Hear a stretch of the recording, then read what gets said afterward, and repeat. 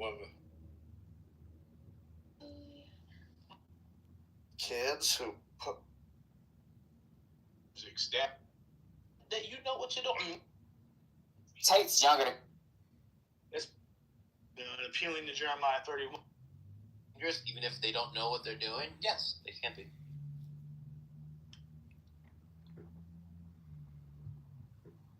And I pointed out the last room, not just yesterday, whatever the room was, the night before, I don't know, one of these last rooms, is that the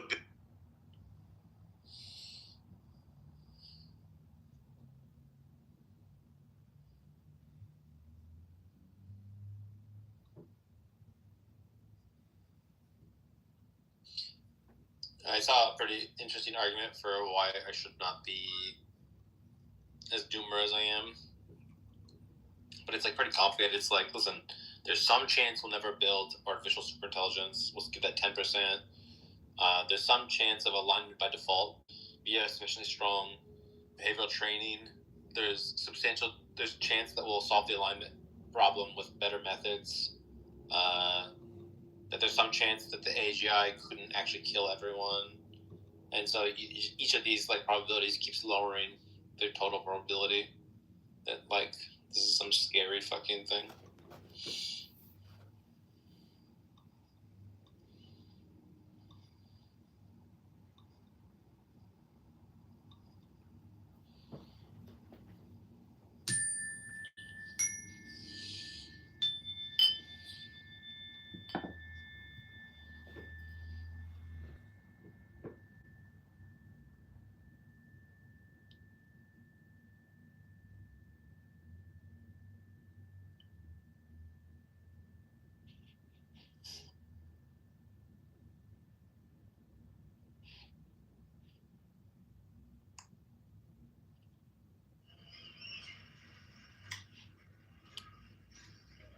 That's the first time I've ever.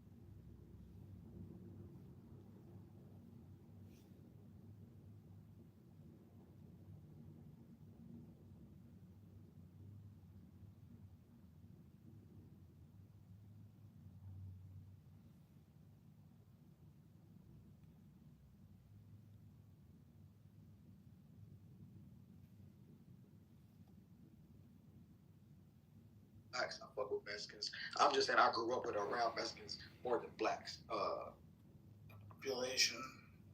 I could be wrong. No, it is. And the car lobby. Yeah, I think it's all interconnected. Yeah, car lobby. Density. No, the South being more agrarian. Yeah.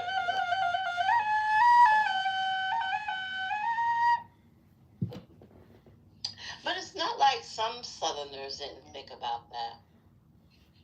I can think of one politician from the 19th century who thought it would have been a good idea to have at least open transportation in the South. That would have been John C. Calhoun. Yeah. Sherry, who did he say would build it? that I do not know.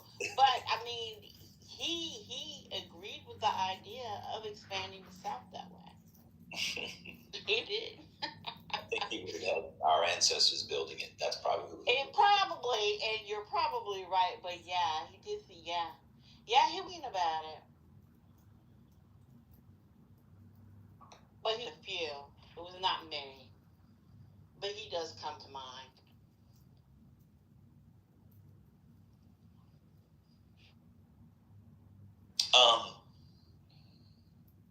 Anything else, Just? Did you want to talk more on it? Did you have a particular thing to dig in on it? Well, not necessarily particular. I guess it was more so about like how public transportation kind of like is halted in Atlanta, and I don't know if that's just mainly because it's specifically MARTA. Because I'm just kind of not getting into the whole MARTA issue across like Metro Atlanta. So like, why don't you leave? You said what? Why don't you just leave? What, leave Atlanta? Yeah. Yeah. Well, I just moved back, so I think I got a little bit more time here. Move back to where? Huntsville, Alabama, actually. Why don't you just leave? It's on the list. I think I'm moving my 30s. Why don't you just? I always forget. You be fooling people. People think you're great. People think you're old. Yeah, me and Library are peers. Yes. There's a lot going on here. Why don't you just move to DC? See, DC is on the list, but DC, everything would have to be perfect because the cost of living in DC is insane to me. I don't know. I don't like it. But if the job paid well, and I was in like the perfect area, I would actually move to DC. I like DC. Every time I visit, I've had a good time. That traffic is a fool. Well, you wouldn't need to drive. You would just live in the city. Yeah, I take the train. Yeah. Well, I wouldn't. Or the bus. I wouldn't recommend taking. Well, I'm old. I no longer take. I haven't taken the DC Metro. What year? 2025. Oh, that's back in my head. I was there this weekend. I haven't taken the DC Metro in. I don't think I've taken it in New York. So I can't go underground at this point. I can't do it. But you young people can do it. It's a lot. They have elevators from the sidewalk down to the train station. No, I don't want to be on the train. I don't be on the train either, not anymore. I just don't I'm want done to. with that. Yeah, I remember when I visited New York, what was it, 2 years ago? Like, I thoroughly enjoyed taking the train everywhere like that. I could see that. Yeah. I have to say that I don't miss it. Were you in Snow? Was it called Snow? Not Snowmageddon. I got what you call. Were you there just when the Atlanta traffic got stopped on the 85 or the Beltway a couple years ago and people couldn't move? Yeah, in 2014. Yeah, I was a junior in high school. Yes. Oh my God! Wait, it was that long ago? 2014? It's 2014. We were snowed in for I think almost a week. That's when Georgia woke up and realized that they needed to start investing in the stuff for snow. Yep. It's been that. I can't believe it's been that long either. Yes, I remember that. Wow. How many inches of snow? For Georgia, it was like a half inch to an inch. But Sherry, we've never gotten that. It's so embarrassing. Because I live in the East Coast, so snow is not a big. Except for those people who like to complain about it. But yeah, I mean, I don't know why people complained about the snowstorm this weekend. But I'm like, y'all had gotten spoiled. See, it hadn't snowed in a while. Folks got spoiled and they forgot that, yeah.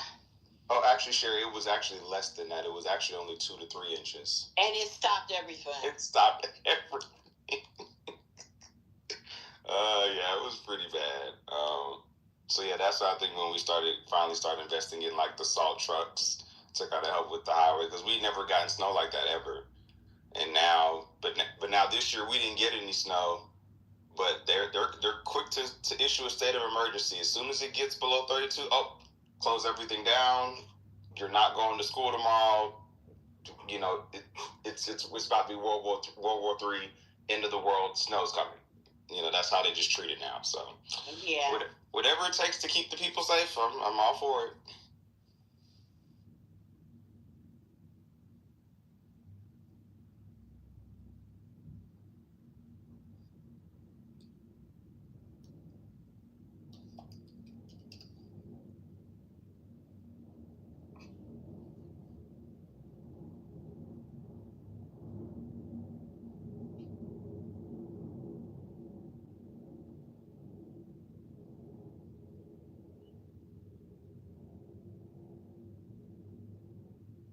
I'm still happy about Stratton. She's probably. I mean, she's. I mean, this is what Adam Carlson says. It seems like she's repeating the Angela also Brooks road to success. But faster. But faster. But faster, exactly. Yeah, I think also Brooks. I gotta go back. Odie remembers it very, very well. But I feel like because their primary is about in a month. It's March 12th, March 17th. When is it? Oh no, maybe it is the 17th. It's like it's literally mid-March. Yeah, it's like right around my dad's birthday. Yes, I think March 17th is also the Ides of March, isn't it? Wait, the Ides of March. Let me look it up. I think March. No, it's the 15th. It's the 15th. Yeah, Julius Caesar. I need about 10 minutes. Let's talk about Julius Caesar. No. Because Ides of March. One of the great. I don't know how I forgot. One of the great moments.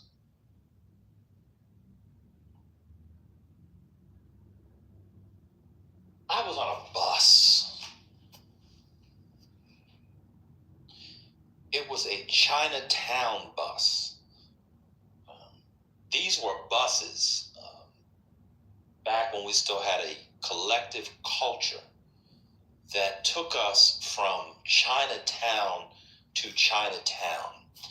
And for those people in the Northeast Corridor, you will remember that because they were a bus where you could go from DC to Baltimore to Philly to wherever, end up in New York. They didn't really stop in Newark that much. For $10, $5, $7. These were Chinatown buses, you see. They had different names, and they effectively, if I recall correctly, put Greyhound out of business and its little brother, Peter Pan. Are you talking about Megabus? Well, you had Megabus, you had Funhua Bus, you had Bolt Bus, you had Chinatown Bus, you had Canal Street Bus. I took all of them because there was a cheapness to it, and I could also sit on the bus and read, or I could sit on the bus and contemplate my existence. And so I recall one time I was on the bus. It was a Chinatown bus, a bus that would take you from Chinatown to Chinatown, but they didn't have bus stations.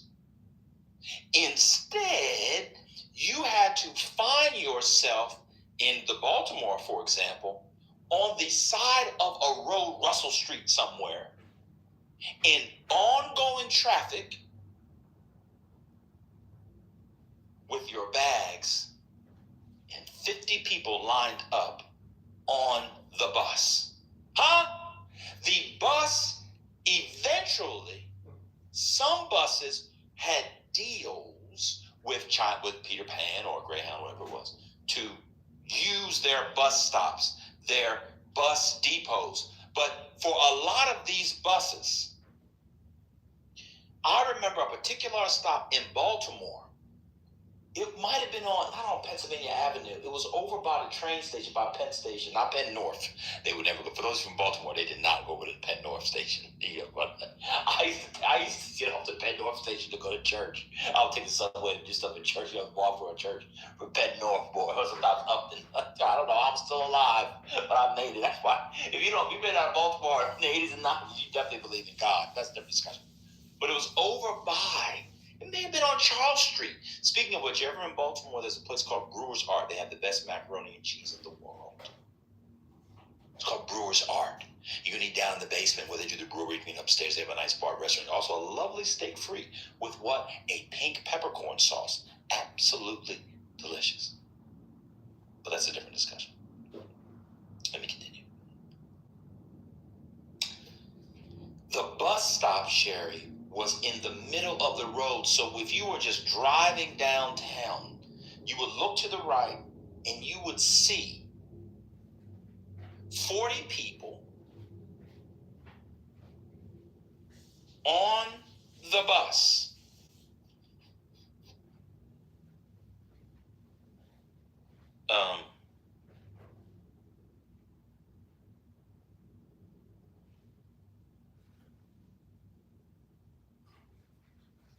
Did you lose your train of thought? No, I'm reading what Matt wrote. Wait, did the VRA come out yet? Nope, but it's coming. It's either going to be later this week or possibly next.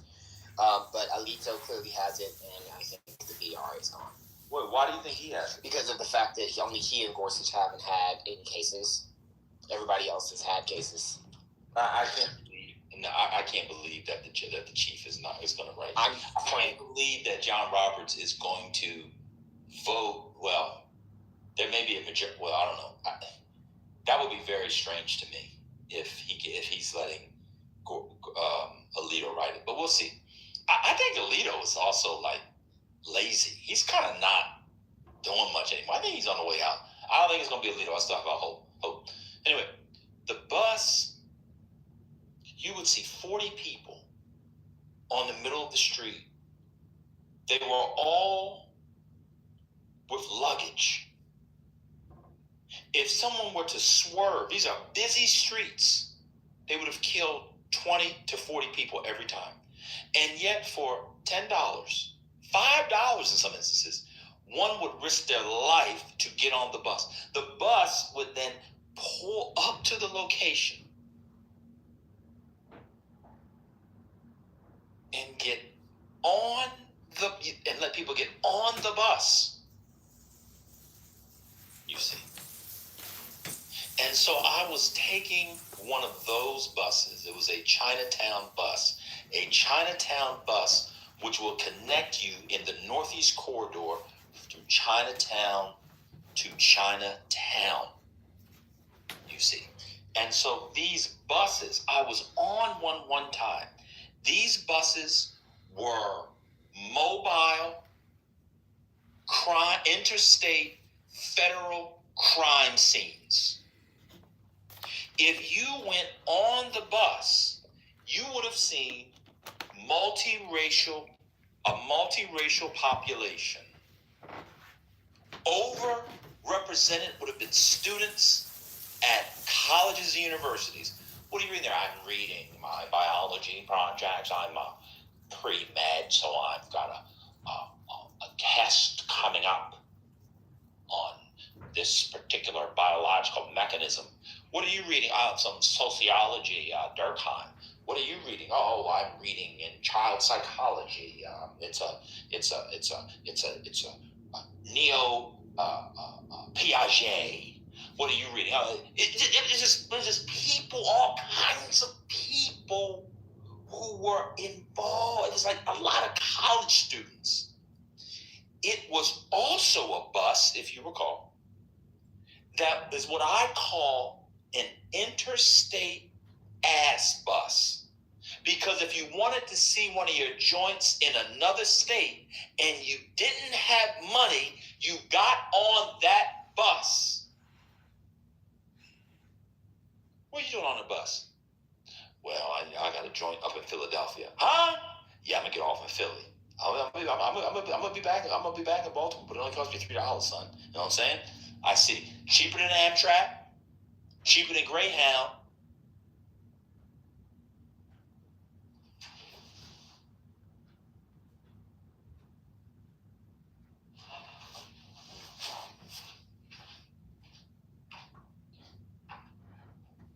And the gag is, you might get there faster on the Chinatown bus than if you took Greyhound and Amtrak. Yes, because Amtrak, depending on if you're on the regular Amtrak and not the Acela Amtrak, the Amtrak on certain points of the Northeast Corridor, in between like Philadelphia, when you get to Wilmington, on your way to New Jersey, it's only going 45 miles per hour. The Chinatown bus, if you are old enough, you will remember a movie by the name of Big Trouble in Little China? Huh? Big Trouble in Little China was a was a movie in the 80s. That was with Kurt Russell. It was Kurt Russell, of course. In the beginning of that movie, when they get to San Francisco, watch this. Watch what I just did. There was a character by the name of Egg Shen. Egg Shen, who ends up helping Kurt Russell and Wang Shi and Kim Cattrall's character Gracie Law, and of course Mao Yin, played by Suzy Pai, when he goes up against Lo Pan in the beginning of the movie, he did what? He was a bus tour driver in Chinatown, where? In San Francisco. And if you remember how Egg Shen was driving that bus, it was the prototype, archetype, tintype of how these subsequent Chinatown buses were driven by their bus drivers. In other words, they were reckless, they didn't give a fuck, and they got there however they motherfucking got there. Which is to say is that the bus for the Chinatown bus was often going 90 miles per hour. When the Chinatown bus got on, watch this, the New Jersey Turnpike, when you cross from Delaware and the Delaware Bridge into New Jersey, you can go to the right and take yourself to Atlantic City. You know, that highway, that's the highway that Nucky was building in Boardwalk Empire. Huh? You can go to the right, or you can keep going straight. You can keep going to exit 6, I think it is, right around. They get 295, go to Philadelphia. I wouldn't recommend going that way to Philadelphia. I would go to the bridge the other way, but you can go that way. The Chinatown bus would get in the left lane, and it was going as fast as a fucking Ferrari, as fast as a Maserati. Those people did not give a fuck, and we never got pulled over. And then about halfway through the trip, they would stop somewhere for us to use the bathroom, to buy some M&Ms, to buy some Reese's Cups, to buy some, watch this, peanut chews. What happened to all the peanut chews? I went to get some peanut chews the other day. I can't eat peanuts in my home. I wanted to have a peanut chew. A peanut chew of a small dark chocolate treat with a little bit of nougat, peanut chocolate. I couldn't find it. I would stop then and get a peanut chew. I would also get, watch this, a bottle of water, because back then buying water was not the norm, but it was a luxury of sorts. So I would, of course, get, watch this, Evian water or a Fiji water, because Aquafina water tastes like dingleberried ass. You see. And so then you would go back out and you would see your bus driver, for the purposes of this story, let's call him Egg Shen. He would be laid up in a striped shirt, khaki pants, one leg back, like his leg akimbo up against the bus, with a slight cigarette, hair disheveled, and slight little bit of grease. I said, what were you doing? I had to check something on the bus. I had to check something on the bus. And all of a sudden there was smoke coming out of the bus. You then got back on the bus and you made it. You celebrated the fact that you made it to your destination. Once you celebrated that fact, you then realized the money that you just saved on a train ticket or a Greyhound bus ticket, you just spent twice that, because you went to a diner in the village and got a bacon cheeseburger with fries, which cost you $27 in 2003.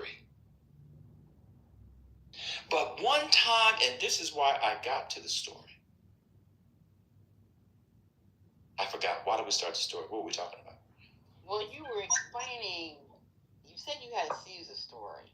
There it is. One time, the bus was at a rest stop. And the Egg Shen our driver, Egg Shen, said, "We wait for another bus." Huh? Won't start. It stopped working. And one person decided that they were going to be up in arms about the bus not working. And then someone asked her, "How often do you take the Chinatown bus?" And she said, "All the time." And then that same person said, "Well, how much did you pay?" She said, $10. "Where did you get on?" "Baltimore." "Where are you going?" "New York City." "How much money have you saved over the year or so riding the Chinatown Express, the Chinatown bus?" "Hundreds of dollars." "Well, ma'am, odds are one of them was going to break down because you're paying $10 a seat." You know what she did? She said, "You're right." Then another person, Sherry, said, "One way we can pass the time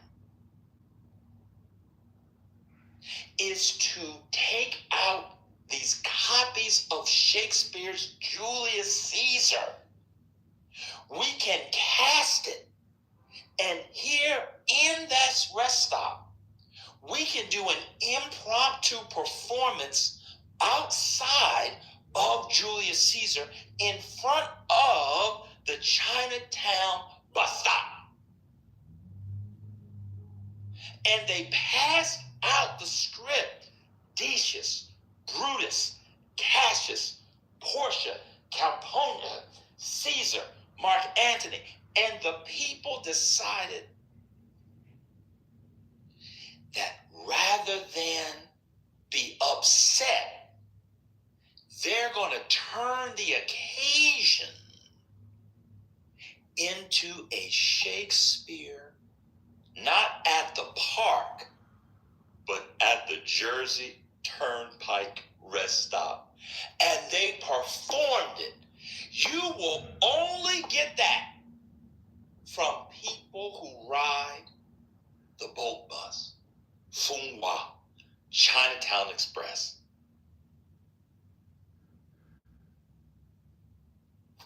I'm done speaking. It's a good story. It's a good story.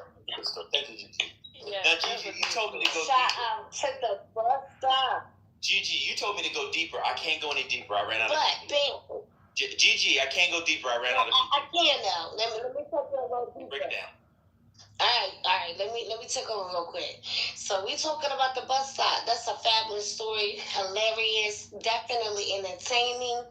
So he kept it surface, but let's go a little deeper with that bus stop, right? So let me tell you about it. Once upon a time, right? These people sitting at that bus stop, they stuck there, right? They got dropped off, right? And that $10 ride, it was really $5. And guess what? They only got $2, right? So now they standing stuck in the middle of the highway at the bus stop. Let's talk about these women. And so guess what? Now they sitting there. Oh, we're about to get deep, little dark. I hope we don't get offended. Okay? Now we got these fallacious women sitting around these big old trucks pulling on. I'm talking about 18-wheelers, honey. And they're having a hard time just to find the parking spot. And then they get out, right? They go out, get their little food. They got KFC. They got McDonald's, Popeyes. They got everything you can imagine inside that bus stop, right? They got showers. They take their turns, and then they got the hose. And they be sitting and lurking, honey. It's about to get juicy, baby. So now you got these women. This one particular girl. She was sitting at the bus stop for almost 2 days. Nowhere to go, ain't got no money, don't know who to call or to run to, and just stuck at the bus stop. And so when these heroes, these superheroes, these macho men, big and shit, they jumping up out the motherfucking trucks, look like football got them motherfucking place. And she like, oh, I need some help. So, cause she gonna, she already gonna need some everything. But, she try to be nice about it and stuff and say, can you buy me a sandwich or something because, she's starving. Honestly, it would be nice to buy her a sandwich because, she's starving, right? So they'd be nice. All right, they'll buy you a sandwich. And then on their way out, she like following them to the truck. And they like to take a little nap because these are people that are driving 16, 15 hours straight, if not more.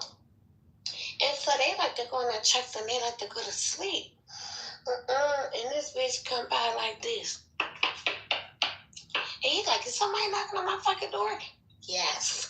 And he gets up out his comfy little cushion in the back. And it's I ain't even gonna say color, but it's a woman sitting out there looking like she needs some help. And so he like, what? And she like, I'm hungry. Can you help me? I'm just hungry. Can you buy me some food? I can eat some service.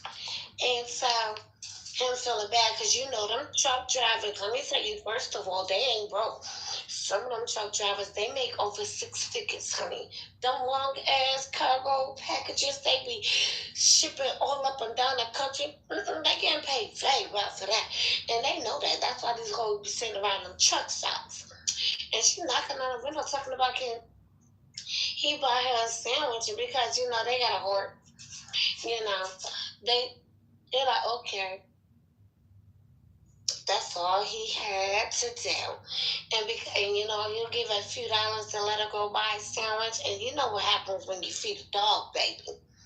They ain't going nowhere. And now she back at the door. It's cold outside, Kim. You want to hang out? Can I come in for a little bit? Next thing, this is a nasty story. I'm telling facts out, but next thing he looking like she need a few dollars. He was on the road for probably 5 days. Why not get this off real quick? Okay, you feel like you're doing good to the community, right? You give, you get back. And so you left the girl in the damn car. Next thing you know, she all over you. She all down there, baby. Y'all doing your little freak night in the back of the truck. And this is where it's going to take a twist. And this is a warning to everybody, so y'all know not to do this shit. Next thing you know, this girl had a rope around her head. And she didn't even see it coming. Okay? She was literally bucket fucking naked in the back of the damn truck. And now she had a rope on the back of her head. And it's being pulled on a string in 2 seconds like this. And she trying to figure out who the fuck got it. It's him. Yeah. Yep, he did it. And now you in the back of his goddamn big ass 16, 18 wheeler truck with a rope around your head, bucket fucking naked, and just up and stuck. And the man that you thought you seen when you first looked at does not look like the man you looking at now. That's right, honey. He on top of you. He got your ass tied the fuck up in pig style, bitch. Yes, he gave you that lunch talk. He gave you that lunch. He did. And you paid for that, bitch. You paid that price because your ass walked the fuck up in that truck, though. And then now, she's stuck in the back trying to figure out, oh my God, is this nigga really trying to kill me? Yes! He is! Dummy. That's why he got the rope around get your way up out of here. So you just stop fighting. Let him have his fun and get the fuck out, right? Guess what? Oh, he had his goddamn fun, baby. Yes, he did. He had his fun, honey. And then as soon as it was time to, like, get the fuck out, this ain't no happy story. This ain't no happy ending. I can make it one if you want me to. Do y'all want me to make it a happy ending or not? Because I can make it realistic. So, we're going to make it realistic. Want to know a happy story, baby? I mean, this is something that's happening every day. If you read like a lot of documentaries, and so I'm just bringing awareness to it. Real life things that be happening. But you know, I'll make it PG. And so, all right. So, you know, once he got done torturing her, literally for fun, he took the strings off, and she started coughing and choking on the floor. She threw out. He opened up the door, kicked her out, and rolled the fuck away like nothing never happened.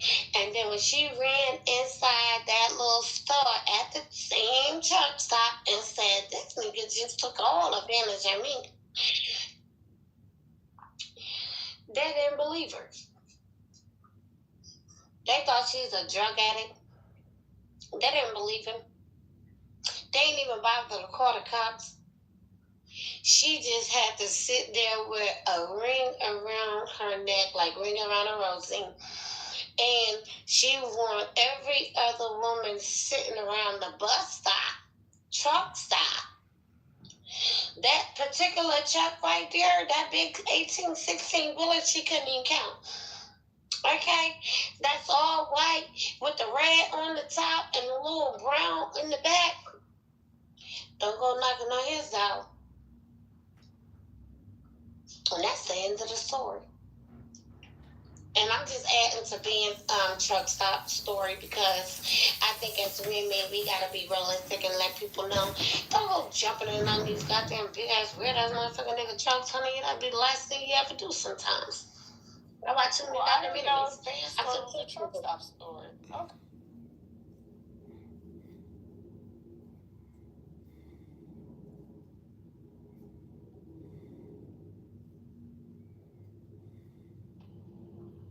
Sorry. See this? It's been like that for 2 months, and I'm as happy as I've ever been in my life. You know? How you gonna buy a ring for your fiance? You're not even gonna believe what I did, man. I had 60 pieces of silver, and you are an engineer. This is what engineers doing, and you are doing engineering like engineers do now, right? And it's amazing, and I'm just loving everything about that, right? And what what you quickly discover is that Claude points out, and what you immediately described in what you're building is that not that Claude doesn't make you over engineer everything. You've been under engineering.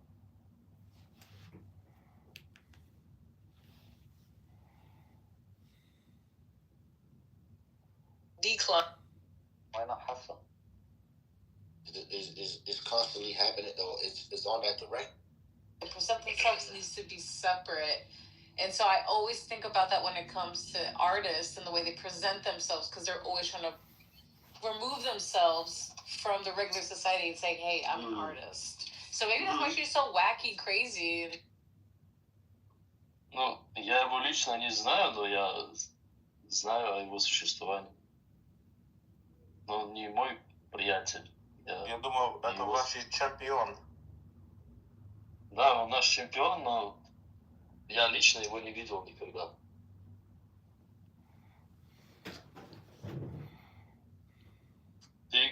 Ты никогда не был в России. Ты русский язык выучил в Америке. Да. Понятно. Где, в Нью-Йорке? You're an Ishmaelite. You're from East India. You're from Muhammad. You're from that new fake false Quran. Something like that. And so I personally don't see that, but I can understand if someone does. to become the software that you need it to be. That's the new play, and that's what Whopper is trying to solve, because OpenClaw, even getting like OpenClaw, as you will find, Romero, getting Claude Code, getting OpenClaw to do all these things, it requires work, and an easy button is needed. A one button, it just works solution. For sure, like people that are not used to iterating are going to have a hard time, right? Like I'm coming from the art world, where art, the thing that I'm working on is never complete. I just give up. I not give up, but I just say it's good enough, right? And so I've been having a similar experience with Claude Code, building this 2D animation software where, I say, okay, well, this is the features that I want. It implements it. Then I go play with it. Certain things break. Go, okay, well, let's fix those breaks. You do it again over and over and over and over again until you get something that resembles the original vision, or something that surpasses the original vision.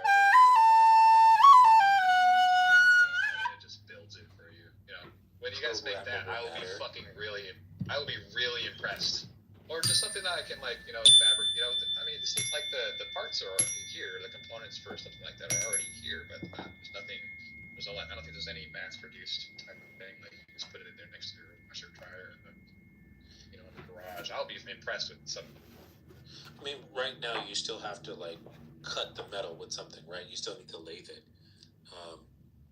But you're right that in the near future we're going to have molecular levels printing, and at that point, if you can just print molecules, at that point you can literally print toast or metal, right? You can just set it to toast, and that really fucking amazing toast that you had that one time in Venice, and you got the code for it, right? Oh, I don't mean that advanced. I just mean you could just maybe you just have there's I don't know, a few, maybe 5 little, I don't know, receptacles for okay, here you put in here's the receptacle for aluminum, here's the receptacle for soil or compost or whatever, and then here's receptacle for plastic, and you just make sure they're topped off, and then it can build at least a minimum amount. You can just fab those things out. Yeah, I mean, Ryan, I love you, but you talk about this as if it's still on the horizon, but if you close your eyes and count to 3, I can give you examples of where they're doing this now. It's molecular printing. Yeah. Well, I mean, I'm talking about atomic scale printing at a hobbyist price, right? So the first time I saw something about 3D printing was in 1999, and they were using these big vats of gel and using lasers to harden the resin. And it was this big machine that took up, half a wall, and was the size of 4 Xerox machines put back to back to back. And you go from 1999, where that is the state of the art, to 2026, when you can buy a high-res resin printer that's giving you What is the proof that Ali said he's muscle? What is the proof that after Ali De gaat hier gewoon de. muscle? What is the It's proof because that then after I Hussein died? What is the proof Bro, that study after a little bit more. The Prophet Muhammad said that after me, it's gonna be the book and my family. Whoever I am the leader of, Ali is the leader I'm of. willing to accept. In the greatest event of Hadir Qom, which completely is Yeah, that's proof. I'm not even gonna debate what that means from a Sunni perspective. I'm willing to accept it. The Sunnis have it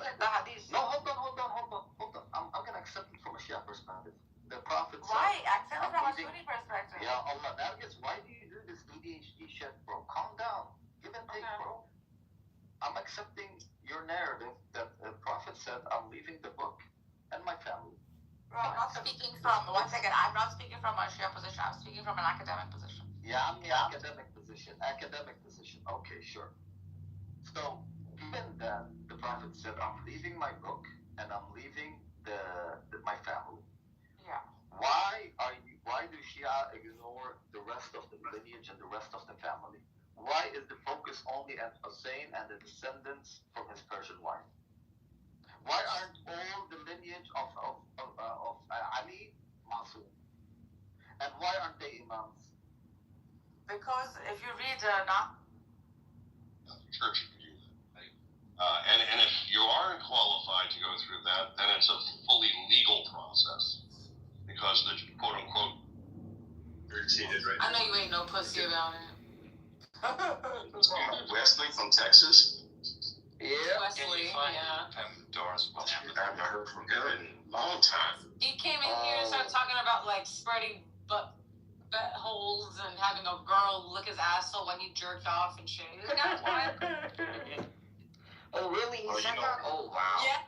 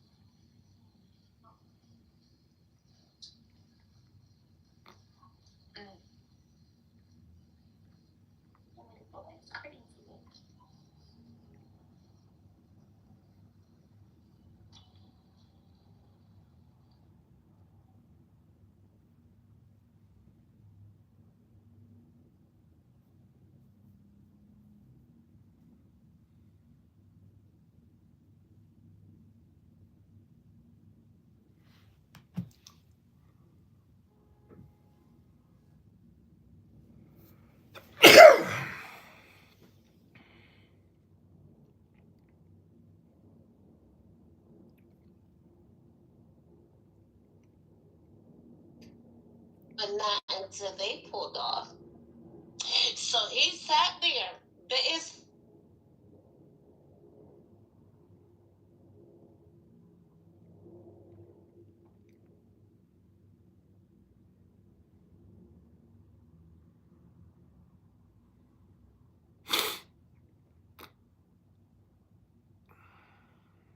Yeah, so there's a whole book on it, but in a sense, if you look at the story of Ali ibn Abi Talib and the rest of the 12 Imams, they did not provide the same sort of proof. Prophets provide prophecy.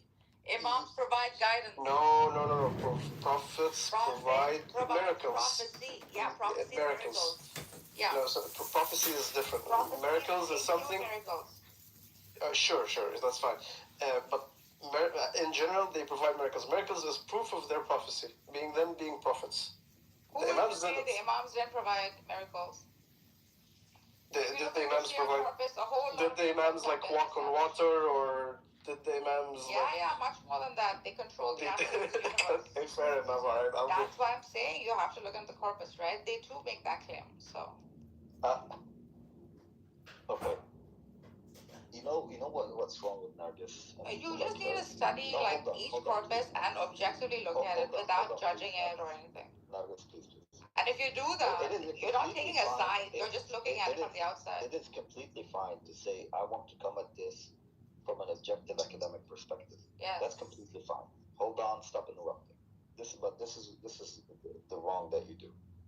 When we're saying from an academic objective perspective, it doesn't mean that you're going to look outside of the realm of Islam. You're looking academically and objectively inside Islam, which means that you have to accept certain things.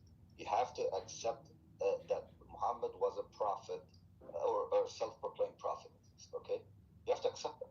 And then when we ask for the evidence, why are these ma'sooms and the others not ma'soom? If the original text that you're basing this off is I'm leaving the book and the family does not specify a single lineage of the descendants of the prophet. It specifies all the lineages descending from the prophet. Right? So when I say academically and these imams are the only masums and the ones that Shia follow, and not the rest. You can't say it's all fake. It's based on Nahj al-Balagha book. Of course, okay, sure, but what in Nahj al-Balagha? What is their evidence presented? Because even if when you're dealing with this academically and objectively, you have to come at it from the realm of Islam, not outside of Islam. Outside of Islam, you can say, oh, Muhammad was not a prophet, Islam is fake, and end of story. So what are you debating? Come on, bro. Use some brain. Even if you're doing an internal critique, okay, you have to do the critique based on both corpuses. And this is how a true academic would look at it. For not to hold a position, but to hold truth value. You're trying to like figure it out, right? So to say that prophets had miracles, right? No. You did a fallacy in the chat. Why only Musa and not Harun? Yeah. Give me the evidence from. Similarly, right? No, because the text that we're dealing with academically claims the prophet left the book and the family. That's the initial text. When you dissect that text and you scrutinize the Shia sect on the basis of that text, then the question rises: why those and not the others? You're being why one and not the other? Disingenuous. You can't bring up Musa and Harun dichotomy. You cannot do that.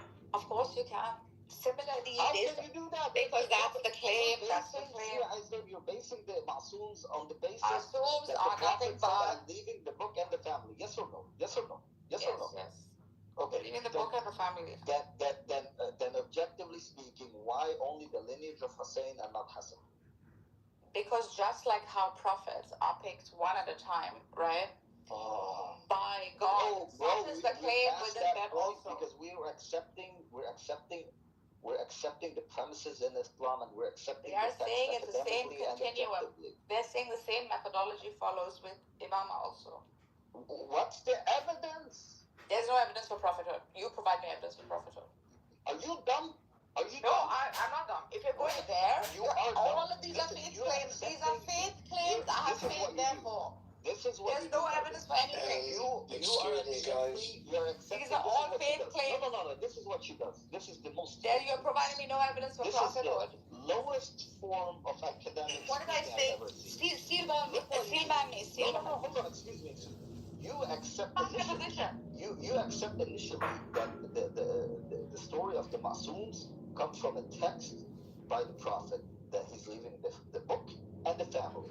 And then when we come to scrutinize the Masums, you claim, show me that prophethood is real. I'm saying it follows the same principle. It follows the same.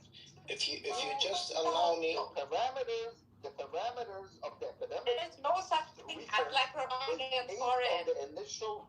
That the prophet is the true prophet. The parameters, Nargis Habibi, Aziza. The parameters of this conversation is set on the initial acceptance of the text by Muhammad, which is a you faith can't claim. Go outside of that parameter. I'm making that too is a faith claim. There is no way you can provide me evidence that this person in Arabia, 7th century, who proclaimed prophethood, is a true prophet. It's because you have faith he is, right? I understand that. Okay, same thing with them also. We are debating on the basis that Shi'ism, it came from Islam, it is an Islamic sect. Those are the parameters. We cannot go outside of those parameters and start talking about Christianity. Are you dumb? What are you talking about? I'm following the same premises. Okay, Goo, can you help us out here, please? Can someone logical come in, please? Because this requires we're debating Shi'ism. And how does the Masoom story stem from Islam? It stems from a text by the Prophet where he claims, or the self-proclaimed prophet. It's not text. Which text is that? Every word you say, you have to provide the evidence. text that he's leaving the book and the family. What is that text? It's a faith claim that he said that, right? I understand. Everything is a faith claim. Please allow me to say something, guys. I understand objectively it's a fake claim objectively because there's no evidence for it, but you're debating Shi'ism, you dumb retard. So you have to accept Yes, everything. even You have to that's accept why I'm saying that too. their belief is based on the saying of the prophet. You're You have saying to why accept that one, in not order the to other, carry out right? this Everyone is conversation. masum. Why one, not the other?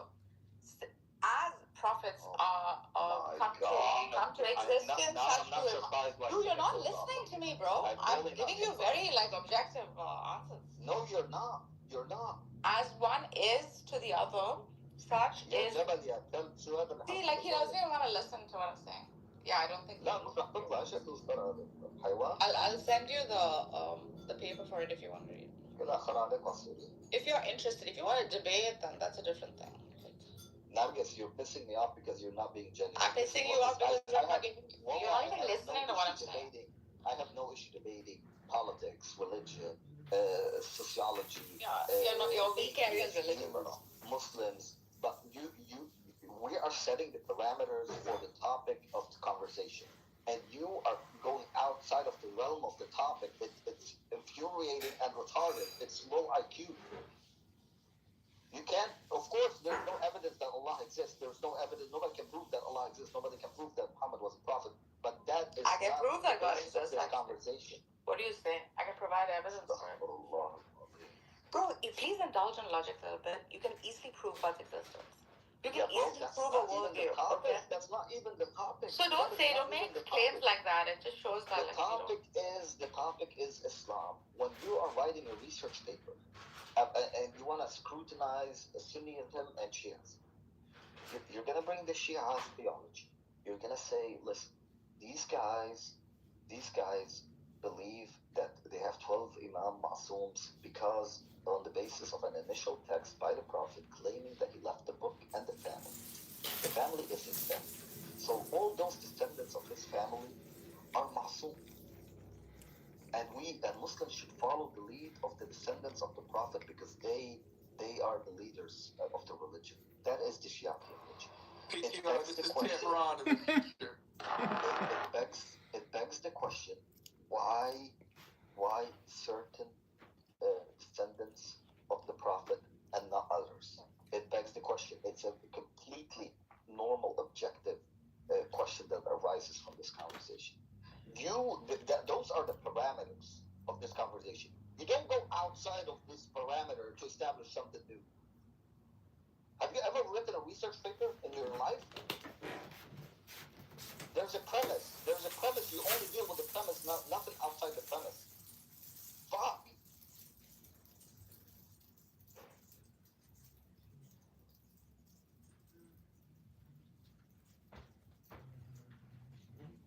Assalamu alaikum wa rahmatullahi wa barakatuh. Good afternoon for everyone. I don't understand the argument here, yeah, Prince. I wish you can help me out. Because her first claim was, you can't prove, the existence of Muhammad, right, yeah, Prince? No, or some. I did not say that. That's not the conversation. Okay, she was talking about Masoom, right? You can talk to me, bro. I'm existing. Do you engage in logic or not? If you don't engage in logic, don't talk to me. The topic is the Shia belief in 12 Masums. That's easy to debunk. Yeah, but objectively, we're Actually, I've been waiting just to speak about this Masum. تفضل أستاذ مستر تفضل. Yeah, I'm gonna go logic as much as I can. You see, Masum, just talk about Masum. What's the meaning of Masum? First of all, our Prophet Muhammad has Masum only for giving us the religion. But as a human being, he made mistakes. Like there is in Surah, Abasa wa tawalla id ja'ahu al-ama.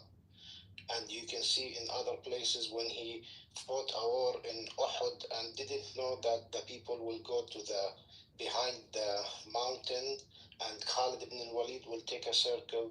You see, he's a human being, but whatever comes for giving the religion, he have isma.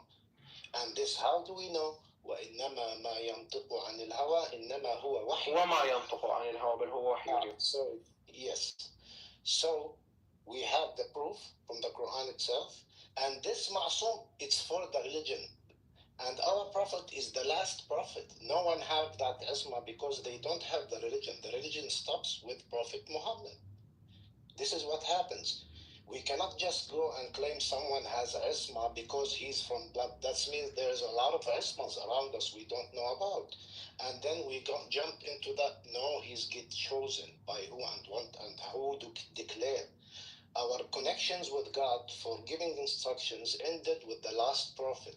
This is when this ending of the word, our hijjah will start.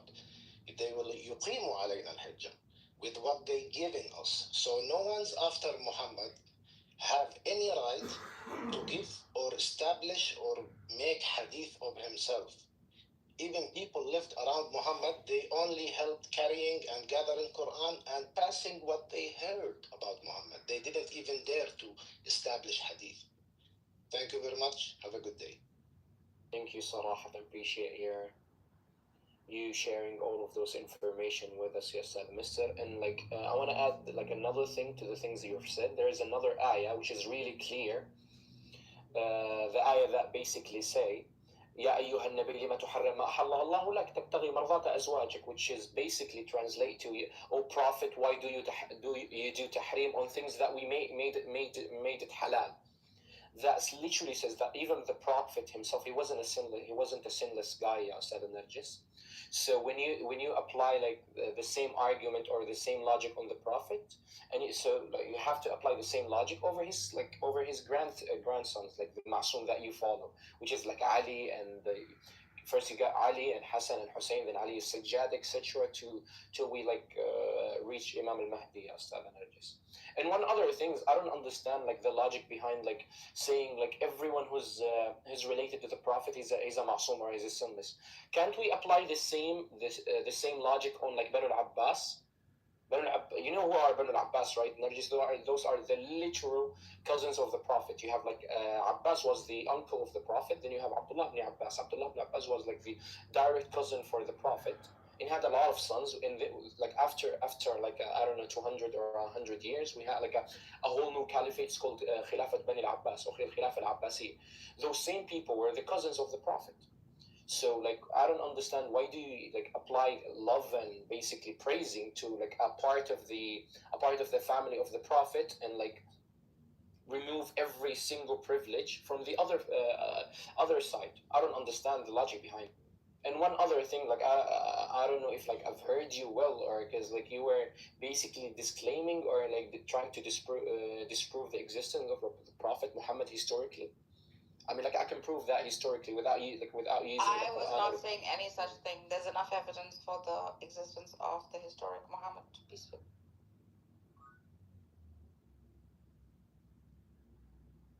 I would be mad and crazy to make a claim like that. We have enough evidence. In fact, a bit too.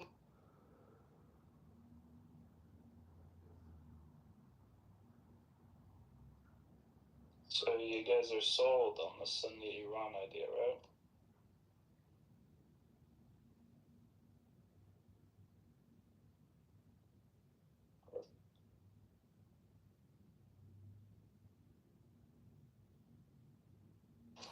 Oh yeah, I think Sunnis should totally dominate the Middle East. Hell yeah, go. Because Sunni dominance means American dominance. Fuck you, go. You're just a little bean in the machine, bro. Well, I'm still a Roman citizen, so. America is not Rome, bro. Yes, it is. So Rome was a fucking Jewish. It's the closest thing Western liberal democracy. In terms of how the United States. Actually, in the beginning, yes. This is such cope. Oh my god. No.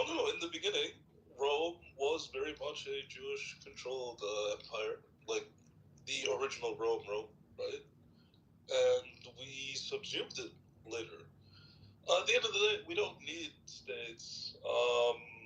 Now, to the extent we have states, yes, all states are satanic, so I'd rather be on the side of the winning one. And guess what? The Jewish lobby did influence Rome back then as it does now, right? When they lobbied Pilate to kill Christ. That was the Jewish lobby. Yep. So it sounds like these are Jewish empires instead of Roman empires. So this is just the new Jew empire. Well, look, history always repeats itself, right? history always repeats itself. Ultimately, Rome will do exactly what it did in 70 AD. It's only a matter of time. This is why Netanyahu was warning about the next battle with Rome. He doesn't care about Palestine. Yup. No shit, he doesn't care about Palestine. He conquered Palestine. The thing is, the Jew, at the end of the day, his greatest fear will always be, people like Francis and Leo. This is what keeps them up at night, nightmarishly. I mean, it's just true. Like, this is who, this is literally who they hate and fear more than anyone else. You know. These are their best friends. No, bro. Pope Francis is These are the best friend. their best friends. Pope Francis is the best friend of the Jews. No, the new Rome. Oh, you're talking about America as the archetype. Yeah, your new Rome. Yeah, I'm not talking about state. Yeah, he's talking about ecclesiastical Rome, not civil Rome. Yeah, civil Rome makes no. What does that even mean? Okay, civil Rome is basically the West, Western states, Western hegemony, blah blah blah blah blah. Right? We don't need that. But to the extent it exists, I'm more than happy to benefit from it. Since every state is somewhat satanic, yeah, I might as well be part of the most powerful one, and the most powerful one that I'm part of might as well rule, right? So yes, I do support, in that sense, civil Rome. So look, you have types. Yeah, sorry, go ahead. Bro, this is capitalism, bro. I don't know Jack, what fuck the you're same talking way about. the Jewish lobby 2,000 years ago leveraged the Roman state to kill our Lord Jesus Christ, they're doing it now with Rome to try and get Rome to deal with Persia. It's the same shit. Yeah. God, bro. If I was a Mexican, listen, if I was a Mexican or African Catholic, I would cope like this too. This is actually true. Like, we don't need civil states whatsoever. Like, I mean, we'll still have our faith, with or without, 1,000,001 empires. But why doesn't Rome respect the Pope? Why don't they respect Catholicism? Well, I mean, they never originally did. I mean, they crucified Peter. The upside down cross. Today, like the Christian version of Rome. Yeah, we never say this version of Rome is Christian. We just say it's civil Rome. The only Christian Rome that exists is the Catholic Church. Everything else is just like, fucking, how can these guys not score? I swear. The truth is, none of the two Abrahamics, none of the two Abrahamics need a state to establish religion. You're right. Yeah, no, we don't need. Beautifully said. There's only one amongst them who requires a state to establish. I'll be honest. Like land, as though land is like, point. Nargis, are you saying this because you guys are losing your only good state, or what? No, man. I'm just saying ideologically, no ideology requires a state to assert truth. Right. This one particular religion, Judaism, happens to be the only freaking religion that requires a state to assert its truth. Nargis is actually correct. When you see Catholics, like, in the civil sense, Rome worshiping and being like, oh, Pax Romana, Pax Americana, it's really just like, how the fuck do you not play the... Anyway, sorry. It's really just a civilizational adoption LARP. We don't need it. I mean, if the West requires material to assert godhood. Like, how absurd is that? You need land on Earth that is temporal, okay? For the eternal and transcendent. For eternal to exist. How bizarre is that? How illogical is that? How materialistic is that? Exactly. What kind of truth is that? It's false. Exactly. Which is why we divide between ecclesiastical Rome and civilizational Rome. Now, ecclesiastical Rome, like we said, we don't need a single state. Now, civilizational Rome, yes, is it satanic? Absolutely. But so was it back in the days as well. Now, it's also where I'm from. So, I might as well have, like, the place where I'm from be the powerful satanic state, since all states are kind of satanic, This isn't, like Islam and Christianity expanded based on this is not cope. This is ideological truths. Islam and Christianity that expanded still didn't require a state to assert their truth value. Like, even if there wasn't a tiniest piece of land, okay, assigned, okay, to, say, the Muslims or the Christians, Christianity in Islam still lives on, right? Because it doesn't depend on a piece of land or on a location. Because its message is said to be eternal. God here is free of, a temporality, of land, of space, of time, etc. This is the only one that either has been fabricated to, assure that land equals God's existence. Do you see how bizarre that is, Baptizer? Do you see how false that is? Well, yeah, it's perverse. I'm going to put up a PTR that encapsulates this in our ideology very well. If I can just find it. I always lose these when I need them.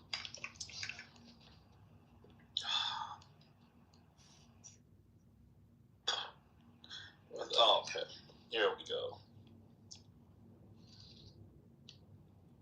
Refresh, Nortus.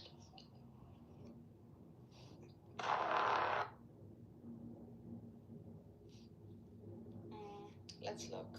What did you put up? Learn the difference. Yep. Hatred of Israel, which is the Catholic Church, is a characteristic of Judaism. The real Israel.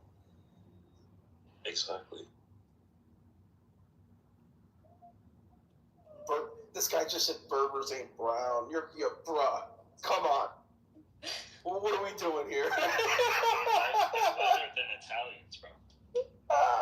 You know what's crazy?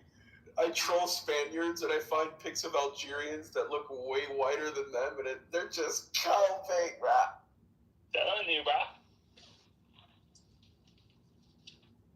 I don't know how y'all ended up blacker than us. That's funny, dude. I've seen North Africans that look way whiter than Southern Spaniards, and they cope about it. Some of the Spaniards are like, well, according to these genetic cluster maps. I'm like, bro, if you have to pull out scientific maps to prove that you're white, you already lost the plot, bro. Facts. Did you have to do that before? I have to, yes. I was making a point to tell people that I'm 70% Europe. Yo, have you ever heard of CI? They're like, shut the fuck up, you nigger. Yo, have you ever heard of CI? CI, who? Christian Identity. Oh, yeah, they're retarded. They're like PHI, but for white. Yeah, Wait, they're what? so fucking retarded. Yeah, they're like... What is this? Oh, you gotta look into it. So, I ran into them on Twitter. They're too fucking retarded, bro. He's saying that, like, salvation is only for the European white people. You've been on Twitter, Benny? Yeah, I've been going on Twitter recently. Bro, You've been talking with the Pallies? It's white Hebrew Israelite shit. It is white Hebrew Israelite, which is funny because I used to call the Ashkenazi Jews white Hebrew Israelites. But these guys are even better than that. Bro, what are you talking about? I coined that on this app, bro. I coined it. Shut up. No, you did not, bro. Ask Mikhail. I coined it in your room. Oh my and you god. laughed your fucking balls off. This guy just took Yes, credit for that's my what happened, bro. Yo, this guy. You know what, bro? Now I know why the Arabs can't stand you. Bro, I coined it in your room, and you laughed your balls off. You're appropriating their identity, and now you're appropriating a joke that I coined. Bro, I did it. How are you any different than an Israeli? Bro, when has a Mexican ever created anything? Bro, civilization is a fucking code. You motherfucker! You just Israeled my joke. I jewed you, bro. Daddy Goy! Oh, man.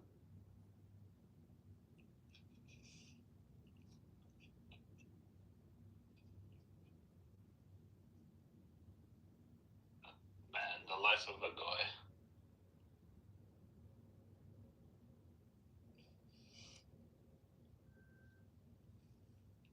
What you eat? What's good, Oilers? How you doing, bro? What's good? I'm just chilling.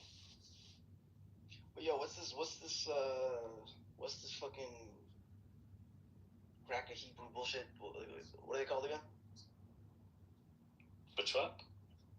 Like the one that Benny was talking about. Called CI.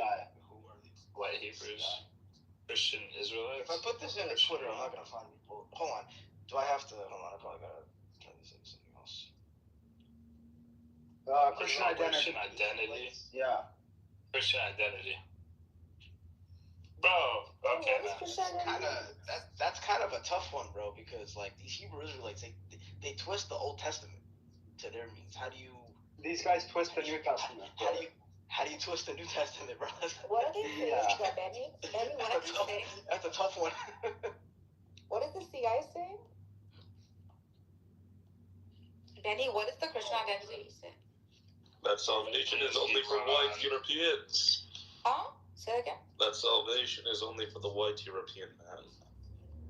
What Bro, he's saying that it's Christianity for whites only. That's his belief. Yeah, essentially, there's like one verse from the New Testament where it's like the salvation is for like the Galatians and the Scythians, as well as the Judahites or something like that.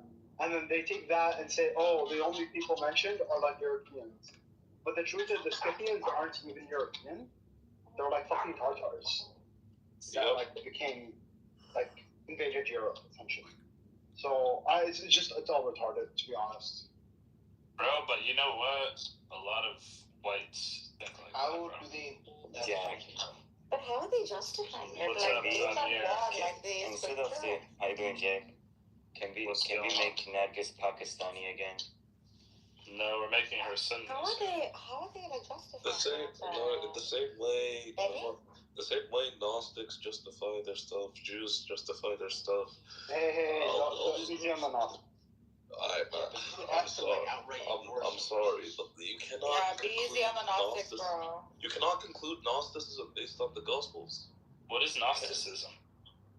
Oh, it's nice. It's like on 5 years old. Don't start using big words. No, I know. I don't even want it. Gnosticism is haq, and haq is with Gnosticism. Oh my god. It's so nice. Never mind. I'll Google.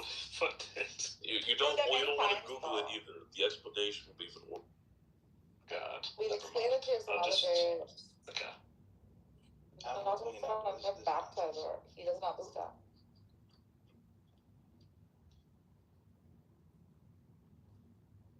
Wait, Why are you not attracted to it? Baptizer, why are you not attracted to it? Like, what about it? Because it's false. No, I do agree that it's hard to justify Gnosticism with the Gospels that we have. That's why the Gnostics have different Gospels. They say that the truth is actually in different Gospels. So in that respect, I agree. Everything's false. So. I mean the thing is that the Gnostic Gospels are just as old as like the Gospels that we have. So you can say they're false, sure, but like in terms of historical legitimacy, I don't deny their historicity, right? But did they come from Christ? Did they come from his apostles? Did they come from the churches? They claim that they do. That's the thing. Yeah, they claim that they do. But here's the issue. Who is this? Hello, guys. Hello.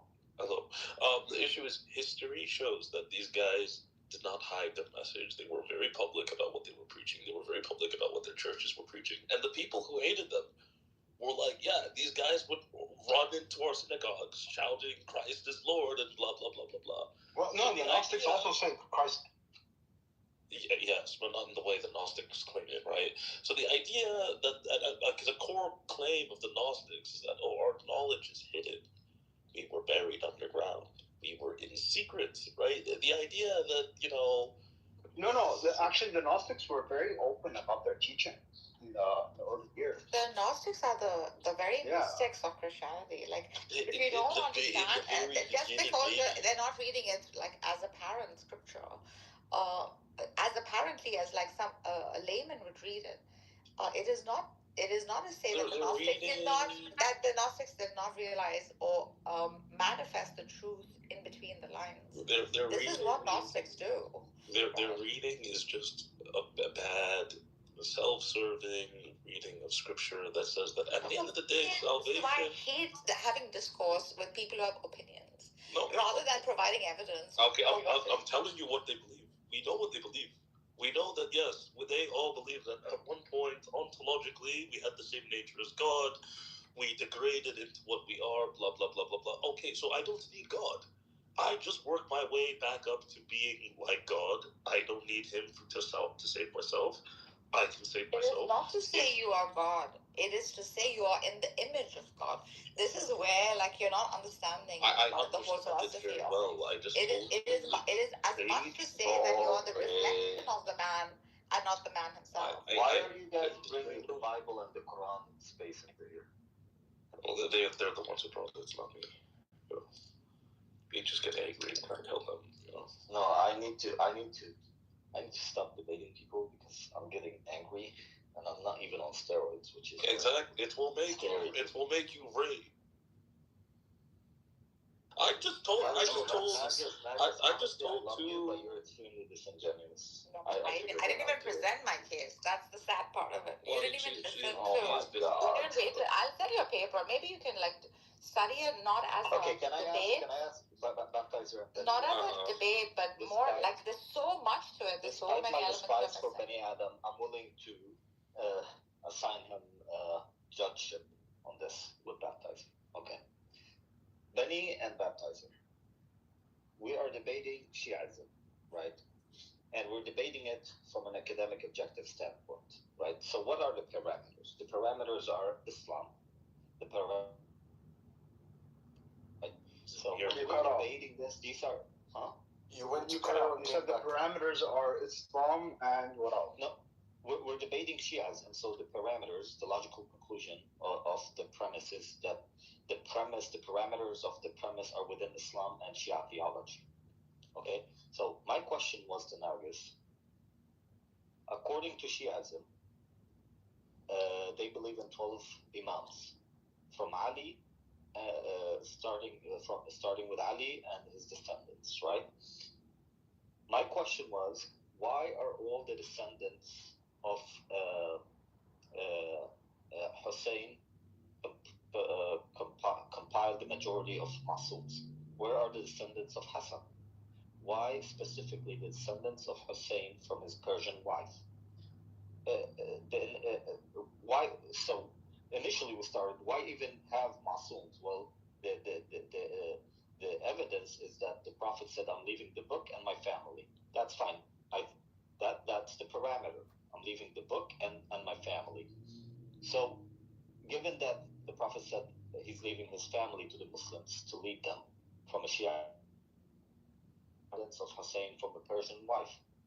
And then she goes outside of the premise that we're debating and said, well, how do you know that the Prophet is a prophet from God? How do you know it's all fake? Okay, granted, it's all fake, but we're debating this academically. The academic text is that the Prophet is leaving, or the self-proclaimed Prophet is leaving the family, the book and the family. So the logical question that arises from this is why this specific lineage of the family and not the entire family? Am I wrong, Benny and Baptizer? Well, I mean, the thing is, it's not necessarily a strong argument for or against, because, okay, you can have, because as long as it's within the descendants, it doesn't matter particularly which line. But for the same reason, it doesn't matter particularly which line, it also doesn't matter if it just comes from one line either. So it's just not really No, I understand, but I think it's more so a paternal issue, no? They're making the argument that it's a faith claim, much as our prophethood is based on faith claim, if you're doing an internal critique, right? Much as any prophet who comes forth and says, I received a revelation. You're misunderstanding. Is the same premise of... No, you're misunderstanding. This is what they're setting out of the realm of the conversation. This is what she does. I guess what he's saying. You're not. No, Prince, I think what it is, I don't know much about Shia, but I think what it is about the lineage, right?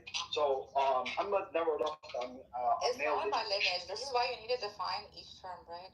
I don't know. I think it's more so. Who's an imam? Is it lineage based? Is it not? Like these are things you need to establish first. I'm asking you an academic question, regardless of what you know. Yeah, like the It's not academic. It's an internal critique. No, like the speech of Ghadir.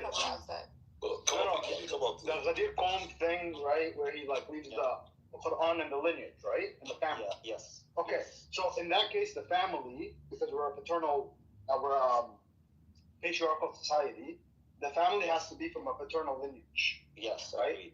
So Muhammad didn't have any sons who had sons. Correct. So yeah. So you would move back a step, right, and you get to Ali. Ali, right? Agreed. He was his cousin, so he would have inheritance from a paternal lineage. Here's the key point, Benny. Ali had two sons, Hassan and Hussein. Yeah. And the Shia focus only on the lineage coming of Hussein, and Hassan dies in the lifetime of Hussein. Did Hassan have kids? Live in the same period of time. That's why I said Hassan. Yeah, I know. No. So Hassan had kids. Yes. Hassan had kids. Hassan dies. Hussein is alive still. Therefore, the brother gets the. That would make sense. Yeah, and well, I mean, it depends on your rules of succession, right? So, like, if you take the British. No, Benny, hold on. How, Benny, again, from an academic perspective, the parameter is the speech of Ghadir. I'm leaving the book and my family. He didn't specify, right? So if he didn't specify, it doesn't matter if Hassan died, because Ali also died. Yeah, so Ali passes it on to his son. So if passed on to Hassan died. So who's the older? Hassan or Hussein? Hold on. Who's older, Hassan or Hussein? Hassan is older, and he dies during the lifetime of Hussein. Yeah. Okay, and actually, so I get what Prince said. So theoretically, if Hassan is older, then you should take it from Hassan's lineage, not Hussein. But it's Ahlul Bayt. And Hassan had kids, right? And Hassan had a male lineage. He had, but the brother is alive, right? And then but he specifies who the Ahlul Bayt is too. So you ignore Hassan's lineage and you focus on Hussein. Yes. Do you know why? Yeah, that is problematic. Do you know why? I'll tell you why. But because he also proclaims who the Ahlul Bayt are, right? Because the wife of Hussein, the Masums that they believe in, all descend from a single Persian wife of Hussein. Subhanallah. It's not mother, maternal. Okay, here's the thing. This 12er ideology, this is essentially BHI, but from a Persian standpoint. I don't really see. Yeah, that's an opinion. Like you're not doing an internal critique. I'm literally doing an internal critique.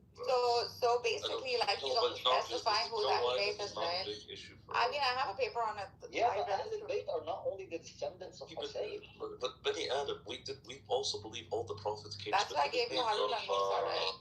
We believe specifically all the prophets came specifically from what's his name, the line of Levi. No, absolutely, that's not true. No. Did it come from there were several prophets that weren't even Israelites. Okay, yeah, a few exceptions here and there, but the overwhelming majority came from even that's not true. No, I mean, you can say Jacob, maybe, but not Levi specifically. I'm pretty sure most of them come from Levi. Guys, Moses, Elijah. Why do you guys branch out? Well, please, for the love of God, stop. We are doing an internal critique. I'm telling you, listen. I don't see the lineage. I'm not a Muslim. For the sake of the conversation, and stop branching out baptism. Don't piss me off. Bro, I don't know why you're getting to because baptizer, we're doing an internal critique of Shia theology. That's it. We don't have to include the Old Testament at all. This is an issue. Because of the rules of succession. Nigerian guy. It's because of the rules of succession in a patriarchal society. It would go from the man to his son to his son to his son. If there's no son, you would move back a step and find the closest male heir. Yes. But put that on the side for a second. I'm not a Muslim, okay, for the sake of this conversation. I am coming at this from a purely academic and objective standpoint. The text, the original text that I'm dealing with to explain to myself and to others Shia theology, or one of the main components of Shia theology, is the speech from Ghadir when the Prophet said, I'm leaving to you Muslims, I'm leaving to you the book, the Quran, and my family. Right? it is reasonable to conclude that the Prophet left all of his family to us, right? So the Prophet, yes, he did not have sons, right? He had Fatima, who married Ali. Okay, so we're dealing with the lineage of Ali. As Sunni, I don't believe in that, but for the sake of this argument, I'm not even Muslim, right? So the initial original text deals with the family as a whole. My question is, how did Shia deduce only one line from the family? Where are the rest? And if you claim that all of the Prophet's family are Masoom, which they do, that's how you end up with the descendants of Hussein who are Masoom. Then why aren't all the others Masoom? And why don't you follow all the others? And why don't you include them in your books, in your hadith, in your prayers? Why? So Nargis comes and it's faith. It's a faith claim. Of course, all of it is faith claim. But I'm writing a freaking paper on Shia theology, and those are the parameters. You want to talk about Jupiter? You get it? Hello. Hello. معلش يا برنسيسة ما تزعليش. شكلك طبعا. أقول لك على حاجة. طب look.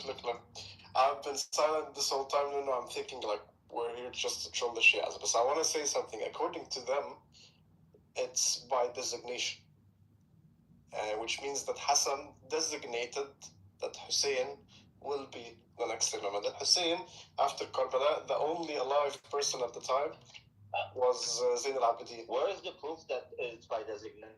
We don't have proof. For us, we don't have proof in they said such a thing. No, they have their own compilations. No. We do. That's the point. We're dealing with the original text of the father of Islam. Astaghfirullah. That's what we're gonna from an objective standpoint. The father of Islam said, "My family." He designated his entire family. So who the fuck is this Shia piece of shit who claims, oh, it's just the descendants of Hussein? I'm dealing with the original text. Why can't you guys see what I'm talking about? Baptizer, am I going nuts, bro? Am I I don't get it. I mean, I'm approaching it from a logical critique. Like, if you want to say that this isn't the correct line, that's fine. But you want to say that it's an illogical line of descent, I would reject that. I mean, for me, there are much stronger. Don't believe in all of that theology, but I'm just saying, why one line and not the other? Because the people have fuck up descendants, bro. Like, no, because it refutes their theological divine claim regarding this. That's the point. What about it? Why the Prophet specified? If you can't prove to me the Prophet specified only the descendants of Hussein, you've lost. No, because and here's another claim, and I will give you another claim. Yallah, the Prophet said, "I'm leaving the book and my family." Did the Prophet say my family is Masoom? No, but I mean, with the first one, the issue is all the descendants of Hussein will be descendants of Muhammad anyway. Saddam, if I could chime in a little bit. Yeah, go ahead. Yeah, I mean, you're making some really good points. There is, you could argue that there is no direct saying where everybody in my family is Masoom, right? However, there are entailments. For example, why Hussein, right? Well, it would be a very good argument that. No, let's deal with Masoom first. Do you agree with me that there's no evidence that he said that the family is Masoom? Not exactly. I agree that there are. You could make the argument either way. I think you're Shia, but try to come at this from an objective. Yeah. I'm perfectly along with you. So when we take on, for example, 3333, and we have Taharno min al-Rijsa. Yes. That makes a stronger argument that this particular group from Ahl al-Kisab have a stronger authority, and that's why they would be the 5, which would entail Hussein. So that would be one claim as to why it went to Hussein instead of any one of the sons of Hassan. Does that make any sense? Or would you agree with that or disagree? I don't know. What do you think of that? Okay, but you know what the problem with that is? Like, this is gonna, and I didn't want to do this, but this is gonna take us into a much bigger conversation about who is Ahl al-Bayt, because what you have to understand is I agree with you on that. I consider all. We can't even approach this without taking into consideration the linguistics of the Arabs at the time and the culture. When we say Ahl al-Bayt at the time, it is understood among the Arab tribes to mean the wives. That is true. The wives of the house. That is true. I'm from Ahl al-Bayt actually as well. And I agree with you in that sense. I don't have a Hosseini lineage, but to have, for example, we know the evidences, we have the hadith from both Sunni and Shia actually. Ahmad, can you help me with something? Sure. Okay. And please, like, put your Shia bias on the side. So no worries, I'm probably the most unbiased. He's not Shia, bro. Chill. Oh, he's not Shia, thank God. Okay. Just kidding. I mean, some will consider me Shia, some will not, so it just really depends. You're a heretic, it's okay. Yeah, alhamdulillah. So I'm willing to accept all of this. I'm willing to accept the family is Masul. Okay, the descendants are Imam and they're Masul. My question to you is, where's the evidence that it stops at number 12? And why aren't the descendants of the 12 Imams who live among us today are not Masul? And why are they not Imams? This is an excellent question. For those who accept critical history, then the 12 specifically becomes problematic as why it stops at 12. However, at the same time, when we go back and examine, we have within even just within Sunni sources, we have the narrations of the 12. So 12. When I was looking into this, can you bring I asked. I don't have it off the top of my head, brother. I'd have to look it up for you. Look it up, please. You don't know about it? Let's see. I have it in a. Ironically, I have it in a Shia book because they pointed it out. But so are you Shia? But the Shia don't consider you to be Shia because you have some different beliefs. Wait, so Muhammad, something like that. You don't think that the Prophet said in his hadith that there will be 12 khulafa or 12 imams who will in which the religion will remain aziz, so that يبقى الدين فيه aziz? You don't. No, I don't. No, that's there. That's there. That's what I'm saying. Is that is there. So that's the hadith you use as the evidence that you will have 12 imams, right? I don't make that argument, but that is one of the arguments. No, that is one of the arguments. That's what I'm saying. One of them. Okay. Cool. What is that hadith called? Can you explain it to me? I've never. في حديث عن النبي عليه الصلاة والسلام حديث صحيح. In English, I'll translate it as best as I can. It says that Islam will remain a strong religion until during 12 khulafa or 12 caliphs after me, and then after the 12th caliph it will start failing. There are many opinions regarding. Does it say 12 caliphs? I think in the hadith it says khulafa. It says khulafa. If it says khulafa objectively, we cannot enter this evidence. So it differs between between none of those imams were khulafa. So it differs. Correct. No, some of them were, but none of them. Only Ali. And Hassan. Oh, okay. Briefly. Okay, two. Yeah, the idea is it differs between the Shia and Sunni interpretation, and the Sunnis have different interpretations between each other. Yeah, just to be clear, we also interpret it differently. The Shias will use this as evidence of their 12 imams. For us, there are some interpretations. Some say it ends at Hisham ibn Abd al-Malik. Hisham ibn Abd al-Malik is the Umayyad Khalifa. And some others say we don't know. And some others pick in a different order. It doesn't mean necessarily that they are all after each other. It differs between. They can't name more than 6 from the Sunnis. Sorry? They can't name more than 6 or 7 from the Sunnis. No, you can. You can. You can. No, I can name it right now if you want. But it's basically starting from the Abu Bakr as-Siddiq until Hisham ibn Abd al-Malik. By the way, after Hisham ibn Abd al-Malik's death, the Umayyad Caliphate started to collapse. So it's like it could be like evidence. After that was Al-Walid, Khalifa Al-Walid, who we call Walid al-Fasiq. He's basically when he started ruling, the Caliphate started to collapse, and eventually, after a few years, the Abbasids took over.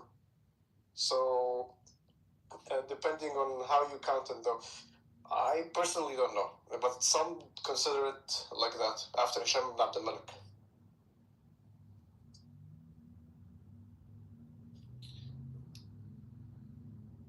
Yeah, I think that's people do try to make that argument, but it's really a stretch though with that. Of course, it's a stretch. It's a very big stretch. Huge, and then they're struggling to find names. Yeah, I would say I can name when we're sticking within the Ahl al-Bayt, there's a much stronger argument, whether you're an Ismaili or a Zaydi or even a 12er. The only problem with the 12er is we reach to the Imam al-Muntazar, who suddenly disappears. Either he was born and lived secretly and then died, or he wasn't born at all. Finds that out actually. Like if you're going through historical critical method, then that becomes like a big question mark. So. I think it's esoteric for you are the Mahdi, like live like one, etc. So this whole hiding business, I don't know. It's more like a message saying that live like us, and you're the 12, something to that effect. I mean, the Ismailis don't take that, but I think that a more honest 12er, if they made that claim, that would be a more reasonable claim than to say that he is in hiding and will appear, which is the traditionalist Shia claim. So, I mean, Modarisi has some good work on how the 12th, is really not the 12th. So, Muhammad, where are you from? Me? Yeah. I am in California right now. Are you Arab or South Asian? I'm Bahraini and Danish Californian. white boy, he lives by me. Your dad is Bahraini? I'm Bahraini. أنت فارسي؟ لا هولي. No Farsi. Ahmed lives by me. He's a lovely person. Well, the Sunnah is to be whatever is correct. That's why. So therefore, there are things from the Shia schools that are mythologies, and there are things from the Sunni schools that are mythologies. Myths and legends, yeah, exactly. When something is not, when something is not, maybe one thing that Sunnis engage with, that result in shirk. Well, that result in shirk. Well, I don't consider anything that, or most of the stuff that Shia do, to be shirk. So Ali Madad. None of that. Yeah, none of that is shirk to me. Why are you calling on a dead man? That's a different subject. We weren't even discussing this. Be reasonable. You know it doesn't make any sense. He's not methodical in the way he thinks. Muhammad is dead. Well, I can stand this. Why are we switching the subject? Why are we switching the subject? Read the title. This wasn't the subject, though. Make he's not methodical. That's ironic. That's not the subject. Even Sunnis use madad and tawassul and istighatha and all of the everything. Only Allah. The real Sunnis use istighatha from and the Sunnis, the Sufis. Okay, first Prince, are you a Salafi Wahhabi? Is that your Salafi position? Wahhabi. Yeah. Okay, I mean very clearly. First of all, your position contradicts the Quran. I don't put labels. So. Okay, well, me neither, because I aim for the truth, right? So the labels don't really matter to me. Neither do the boxes of schools, right? You can disagree with many things that Salafis do, but I'm telling you, like the main thing to me is that none of them result in shirk like Shia. I would disagree. I would say the entire Salafi school is shirk. It's based on falsehood. I would say it's even based on yeah. Give me an example. Because you refuse to follow. Do you take Ali as the appointed leader after the Prophet? How's that shirk? That is shirk. You know what shirk is? You take any? Is it a Sharia mandate? What if the Prophet appoints somebody as he has my authority, right? Which I accept that you know that this the Prophet's authority, that man ana awla alasta ana awla minkum, and everyone said yes. Even if because you're not doing that is absolutely shirk. That is shirk. Okay. You're not doing at your Rasul. Shirk. No, wallah. That is 100% shirk, because in the way that we have taken an authority, a Sharia, other than what Allah has given us. Do you know what the definition of shirk is? We can have different definitions. No, you can't. Yes, we can. You have taken an authority other than God. You have taken an authority, a Sharia, other than from Allah. Yeah, so you worship something else. That is... No, hold on. I'm going to tell you. That is shirk. No. Taking an authority in a Sharia other than from Allah. No, not true. If you don't rule with Sharia, then you've committed kufr, not shirk. You don't understand the definition of shirk. An authority other than God is assigning authority to something else. When authority to something else is assigned, then there are two gods, Allah and that other authority. I don't understand if the Prophet wanted to appoint Ali, he would have said it. He did? It's mutawatir. Bro, that's broad. 100,000. The most related hadith in the Sunni and the Shia corpus. Completely looks over. Your hadith of the Prophet saying very similar things about Umar or Abu Bakr. Except it was not done in Hadith, right? Except that they are all weak. Every single one of them. How do I know? Because I looked into it. Every single one of them. No, not true. The things he said about Abu Bakr are sahih. Are they mutawatir? Did they also take place in none of them are mutawatir. So yes, it does. In my methodology, it does, because they contradict each other. Your methodology is irrelevant because you're taking our ilm al-rijal and applying it to you. It's ours. We decide what is and what isn't, not you. No, ilm al-rijal. Let's agree that it's a methodology, okay? No, it's the Sunni methodology. There's usuli, there's rijali, there's akhbari, there's so many methods. It is, brother, hold on.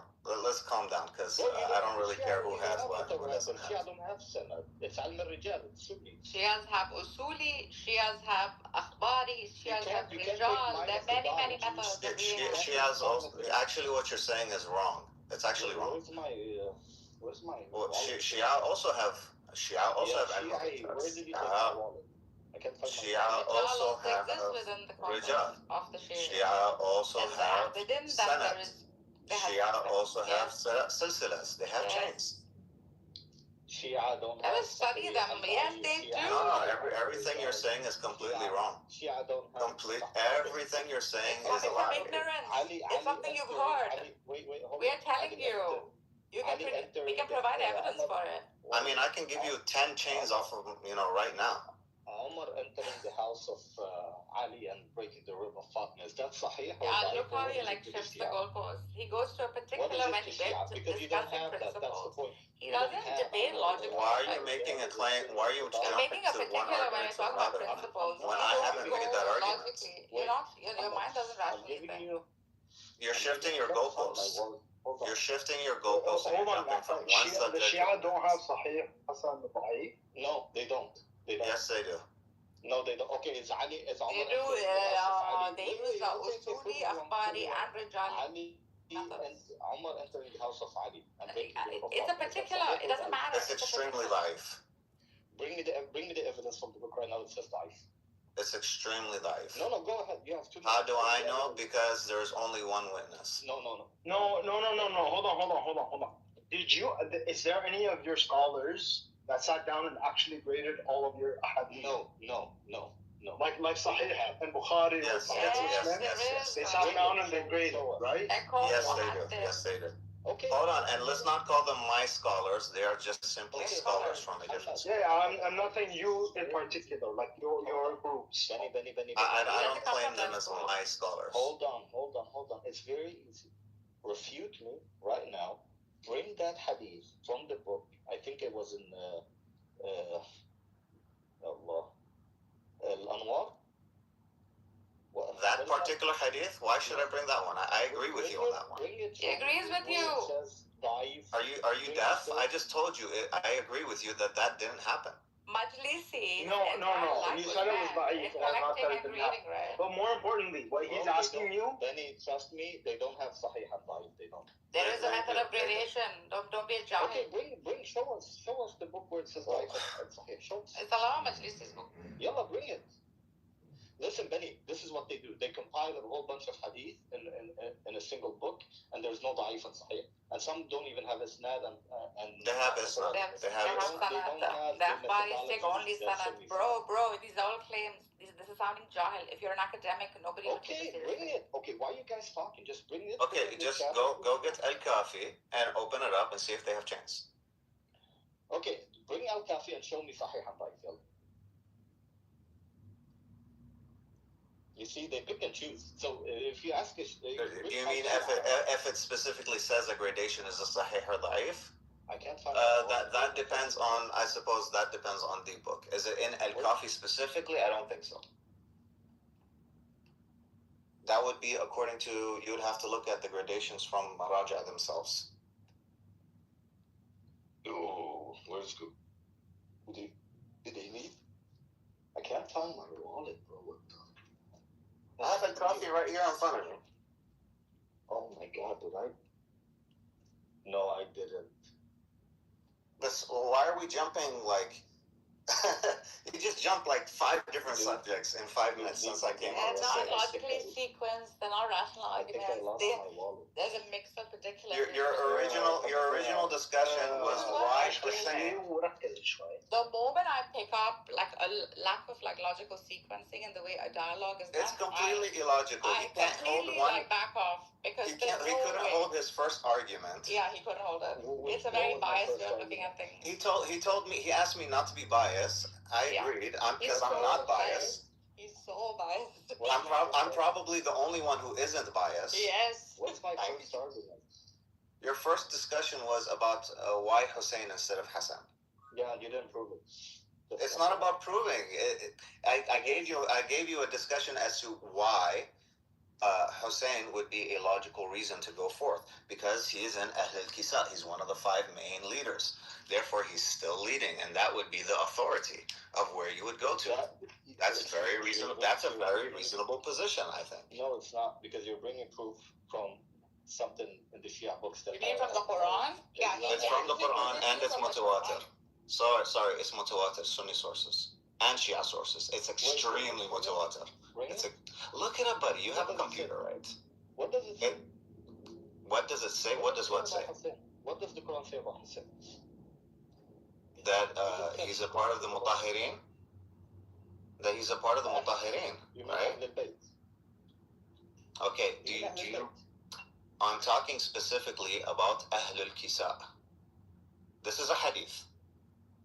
You said the Quran says it's mutahirin, right? The Quran says that Ahlul Bayt is mutahirin. Which also Yes. means only the wife of the Prophet. No problem. I agree with that. No problem. But Ahl al-Kisa is not one of them. No, she's not. Ahl al-Kisa, she is. Ahl al-Kisa, you can't, look, man, if you reject Ahl al-Kisa, you have a very big problem, all right? You're not even a Sunni at that point, all right? You're probably a Zionist Jew or something. Ahl al-Kisa is a very big part of Sunni theology, okay? It's not a Shi'i thing, it's an everybody thing. If you're a Muslim, Ahl al-Kisa is important to you. And Hassan, Hussein, Fatima, Ali are all part of Ahl al-Kisa. Ahl al-Kisa? I've never heard this term before. That's a very big problem. Well, I'm not. Why? Sorry, Benny Goy. Benny Goy. You just came up. Are you Sunni, Shia, non-Muslim? Non-Muslim. Okay. So the reason why logically, there's no sequencing. I stopped engaging a while ago because my mind doesn't take lack of sequencing. the reason why most Sunni, probably most majority. This is from the hadith about Muhammad grabbing the cloak and then covering it. Yes. Okay. Right. So this is a part of both Sunni and Shia theology, right? And it's very strong. It has a lot of evidences for it. Has a lot of chains for it. But people want to dance around these things, and it's connected to the Quran, and it produces a strong argument. No, it doesn't. It doesn't. How does it not? It doesn't. I'll tell you why it doesn't. And compared to what? Umar? And compared to what? Abu Bakr? Yes, there are many. No, they're broken. The chains that you're talking about Umar and Abu Bakr, they're broken chains. Or they go through a singular chain. Okay, sahih, singular chain, ahad. Yeah, Habib. Right? You know what's funny? You're using the methodology that the Sunnis developed and use it to convince us what it means and it doesn't mean. It doesn't work that way. To us, it doesn't matter if it's mutawatir or not. Most of our hadith are not mutawatir. To us, what matters is da'if or sahih. No, that's wrong. That's wrong. No. What you're saying is wrong. It matters. What you're saying is wrong. You're lying about your own about the Sunni system. I have a question. You're lying about the Sunni system. No, you're right in that most of the hadith are not mutawatir. Okay, do we follow this hadith or no? Yeah, but see that again. No, but hold on, Prince. It would matter on who you ask. Like this was the point of the contention with the Mu'taziliyah. Yeah, Mu'taziliyah. They only took Sahih, Mutawatir, right? Yeah, Habibi, Mu'tazila or nobody's talking about mainstream Sunnis. Back in the day, they were mainstream Sunni. Yeah, Habibi, Mu'tazila was not okay, and they're gone. They were wrong. Yeah, they're gone now. But that's the thing is that historically speaking. Yeah, Habibi, historically speaking, Mu'tazila is only a short period of time in Islam history. Yeah, but a pretty significant period of time under which, their methodology was significantly different. Sufis were significant in Ottoman. Sufis are still significant. They're still significant. Sufis are very important. I'm talking about the group that I'm talking about. You guys do this retarded shit where you go to a fringe minority and you want to apply it to mainstream. The point is, us as Sunnis, historically and today. Bro, the Salafi is the minority. The majority Sunni position is Ash'ari. It's mutawatir. No. If it's mutawatir, there's even more legitimacy. Listen, if a hadith is mutawatir, it outweighs ahad. Okay? If a hadith contradicts, hold on, Prince. If a hadith is singular, ahad, you can take it, but it does not become. If it's not, you cannot force it to be aqidah. You believe if you refuse to take hadith. Prince, don't say us Sunnis. Prince, don't say us Sunnis because you're not following a traditional, authentic Sunni position. Salafis are very small minority. Ask them if they refuse hadith. I challenge you. Salafis are not Salafis or Salafis. You're not Sunni. I challenge you to bring me a single Islamic scholar that says we refuse hadith or had. 90% of our hadith is ahad. No. He's not saying that they refuse the ahad. He's saying that the ones that are mutawatir have more authority than the ones that are ahad. Yes, if they contradict each other. Listen, Prince, you're making a straw man. You're lying against me, huh? We take all hadith, mutawatir, and ahad as significant. Yes, they are. Listen. Yes, but the ones that are mutawatir have more legitimacy, more credibility than the ones that are ahad. It does. If they contradict each other, which one do you take? If they contradict each other, which one do you take? Mutawatir, of course. You have to take mutawatir. It is wajib. At that point, you must take mutawatir. Don't make abstract statements here, fancy. Bring me the evidence that we have contradictory hadith. Listen, we have contradictory hadith. Oh my God. And in fact, Bukhari had, I'll lay another bombshell on you. Bukhari has over 1,000 hadith by somebody who is a liar. How about that bombshell? What's his name? Sahih al-Bukhari has over 1,000 narrations from somebody who was a liar and mudallis. Okay, bring it. What's the evidence that he was a liar and mudallis? What's the evidence? Yeah. Is that all of the madahib, including the Malikiya and everybody that was with him in Medina, stopped taking from him when he moved to Kufa. Bring the name and bring the evidence that they did it. Look up Imam Malik and what he said about, what was his name? Yahya? No, not Yahya. The person who gave the chain for Aisha being 6 and 9. It's a fabrication. Bring the name, ya Habibi. Bring the name and bring the evidence from Maliki, from... look it up. Look it up. I'm not going to do your homework for you. Look it up. Look it up. Look it up.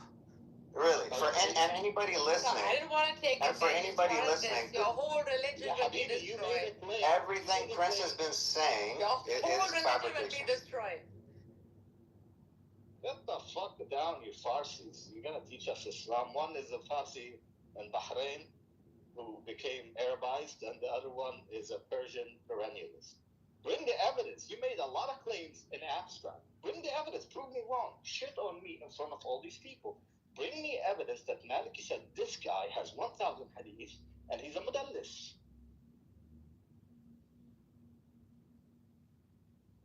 What I said is that Maliki says we do not take from this person anymore. Hold on. What am I saying? What am I saying? Maliki said we do not take from him at this stage when he went to Kufa because his memory was no good. They gave him an excuse. But what is the reality? The reality is he is a mudallis. 2 minutes ago he was a mudallis. Yeah, he is a mudallis. Now it's about memory? Look, can you just You're full of shit. Wallah, you're full of shit. He wants to teach me how we Sunnis take our hadith.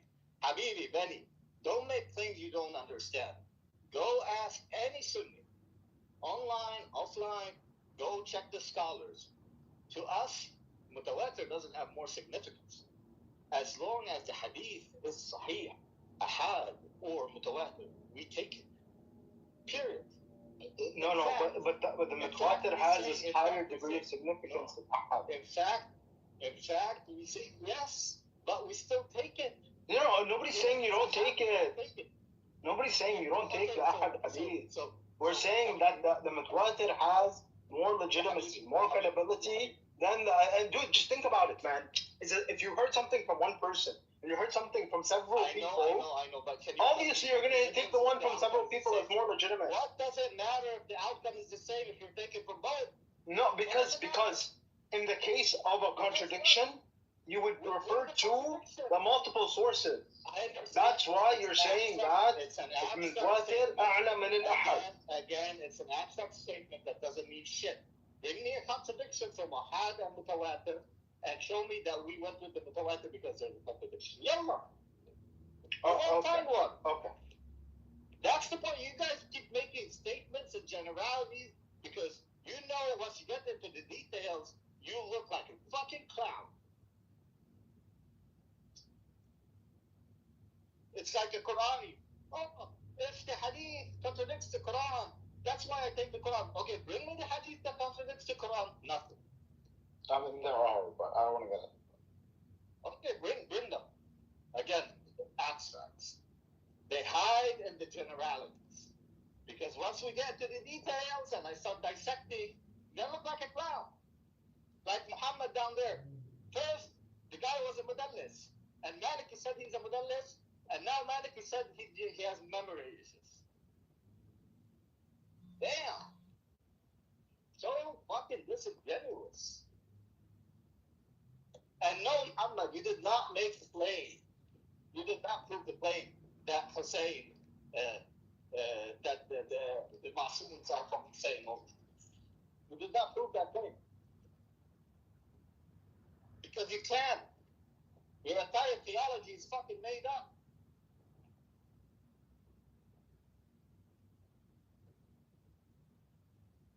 The Prophet said really nice things about Umar, about Abu Bakr, and it's Sahih.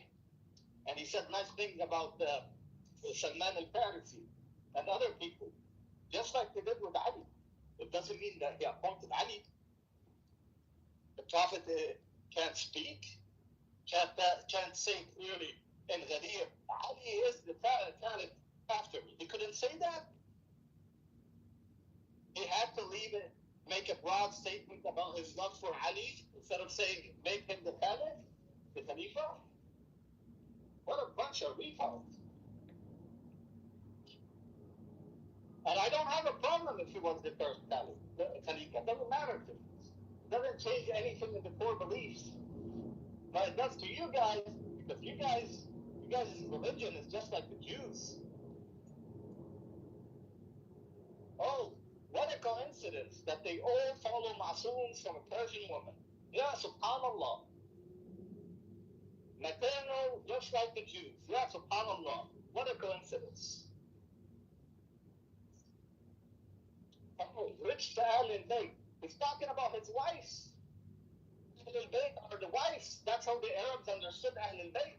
Even today, traditional Arabs, even in Bani Adam's shitty Syrian shows, when they say Ahl Bayti means my women, my wives, my daughter. Well, today it means some say includes daughters, but back then it meant wives.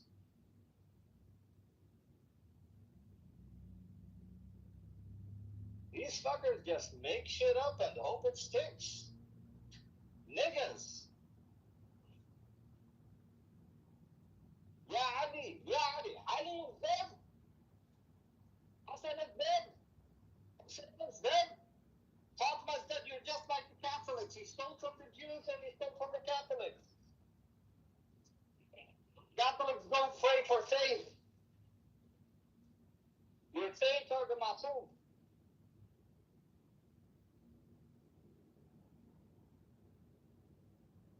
Go stand next to the grave of the Prophet and scream until next year. Ya Muhammad, Ya Muhammad. He can't hear you, bro.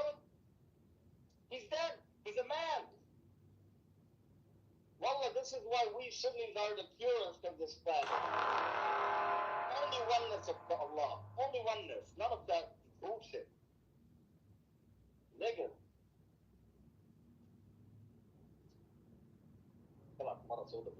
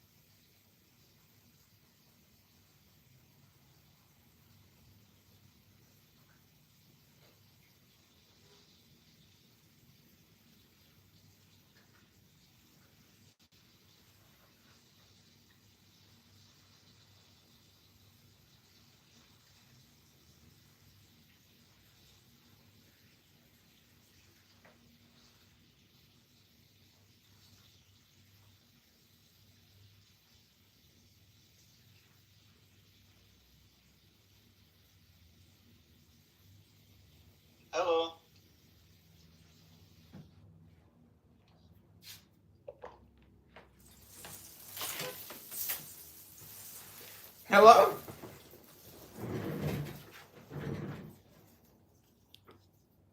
I can't hear anybody. No, you're good. Okay. What happened? The room changed? No, talk until Prince comes. When Prince comes back, he's gonna move you down again. No, just we weren't talking. Listen. Everything after, like. So I checked it on ChatGPT. Like I put a prompt like what would happen if there was a conflict, and there actually is like, and it's not like major, but like there was a. Oh, citizens of the temple! With but a flick of my third eye, I shall command the pituitary gland and balance the hormones of the universe. Witness! Uh-oh, that is definitely not the spell book. Hey! Oh, citizens of... I sit still and listen to my own breath. I can feel the switch inside my head. The hypothalamus lights up first. Pulled into the lab and found this glowing map of the... If you want to get polemical, you can use the one with the hadith that talks about him being affected by Sahar. And the Quran says that no Sahar shall touch him, right? No. We're not talking. We're saying that like if you have a hadith that's ahad, and you have a hadith that's mutawatir, and there's any kind of conflict between the two, you would go with the mutawatir as opposed to the ahad, even if both of them are sahih. I mean, it just makes sense. Yes, but you have to, because when you have two contradictions, you're gonna just take the weakest evidence. That's illogical. That would also be the explanation of HCM for like Jesus being crucified, right? So HCM will say that because the testimony was so much, like that many thousands of people, whatever, witnessed it, therefore it is true, right? And similarly, like a testimony in court is evidence. So the more, the merrier. And that would hold true for like hadith or anything as a principle that would hold true. So like these people just don't want to engage like I don't know in Again, read the fucking contradiction. Read them. Show them. Hey, why are you being disrespectful? You can just engage. No. Like this is why like I don't hold to any of this, by the way. None of this matters to me. If you're having like an academic discussion, none of this, I don't own anything, I don't hold to anything. The entire conversation was just entirely bad faith, Prince. Yeah, it's that not based I'm on like prejudice. You assume that I'm lying. You assume that I'm taking a shitty 12 position. In fact, he doesn't even take any of this, and neither do I. No, it's actually, in fact, you lied against me because I didn't make the claims that you said I did. You didn't even listen. You just got defensive and emotional. محمد انت بحراني او عجمي؟ هولي يعني انت سني. نعم. Okay. It comes from government spending too as well, right? I think that people miss that. We had No, هولي. البحرين there's four kinds. There's four kinds of Bahrain. البحراني, الهولي والعجمي. الهولي is a Sunni from a Persian background.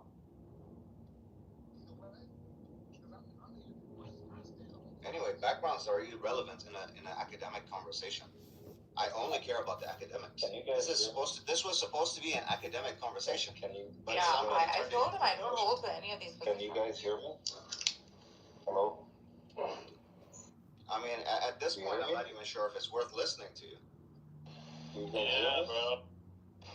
Bro, he's saying that.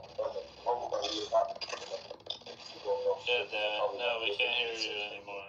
You went to I don't hear him. Spot.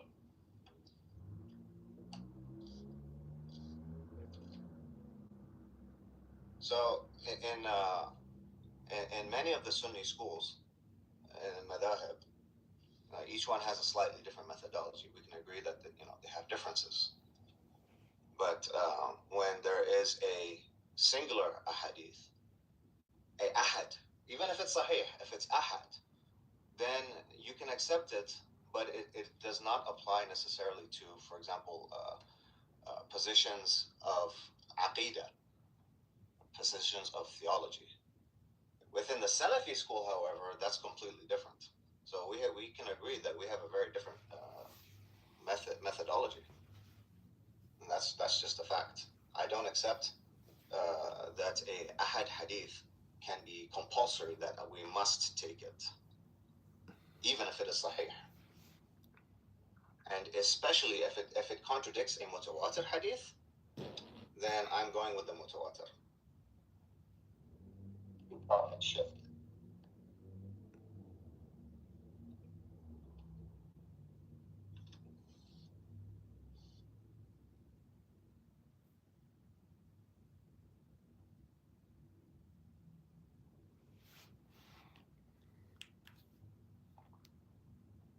Took a fucking nap. I woke up and you guys are arguing in my ear, bro.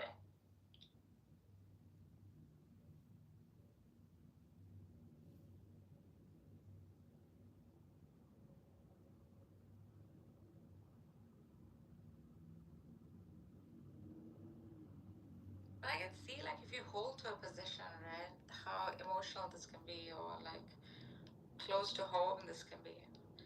If you don't hold to a position, it's much easier to sort of lay down. And Prince, you wanted the evidence. I think somebody put it in the chat actually about the hadith that I was talking about. You can look it up.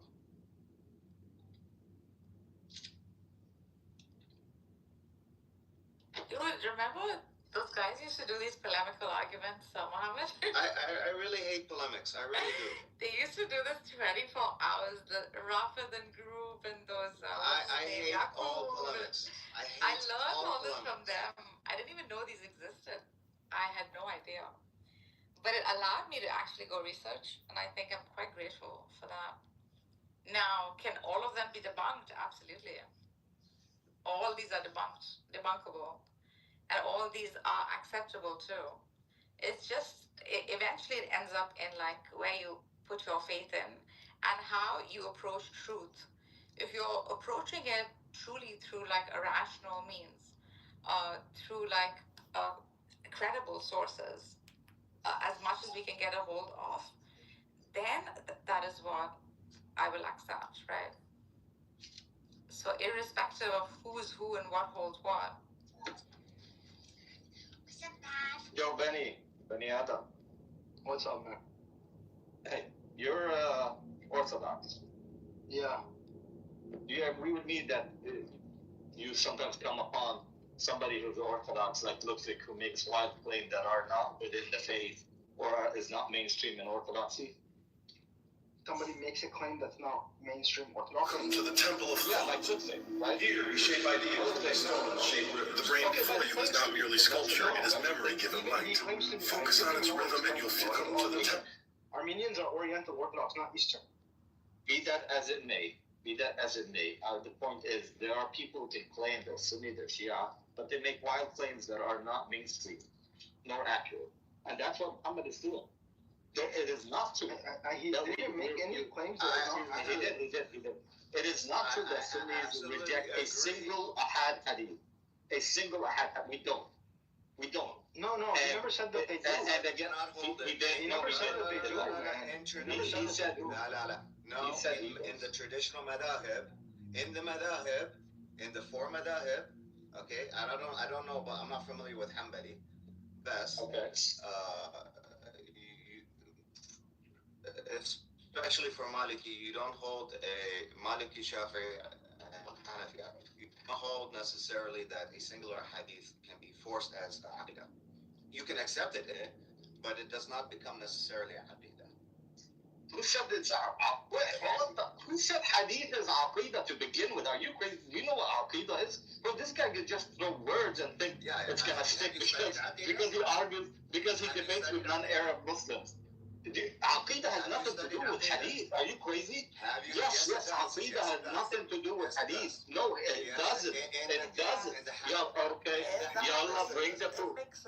Yallah, bring the proof. Maliki, in the Hanafi, the hadith is a part of Aqidah. All right? It does have to do with it. We're going to get it from them.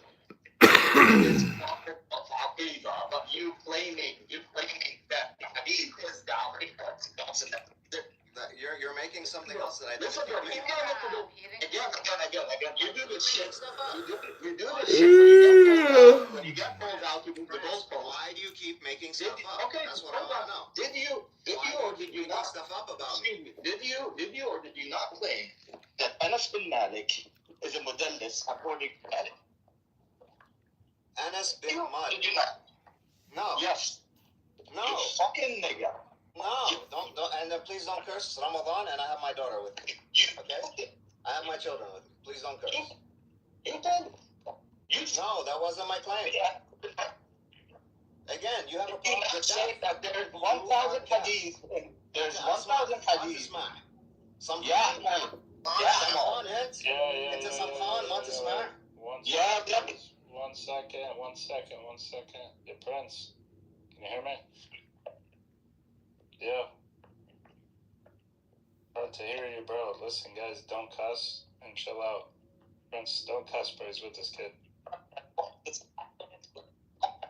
We can't hear you at all. We can't hear you at all, bro. He said there's a Sahabi who has 1,000 hadith and Holly, do a reset on your point. You got to start over, brother. Sorry. Oh, no, man. Look, here's my whole point.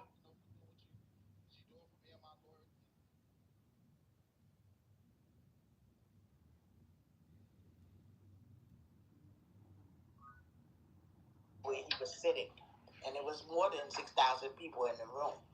So Allah even points out, I forget, I think it was in the 13th juz, I forget the surah was pointed out. Allah says that if Allah chose,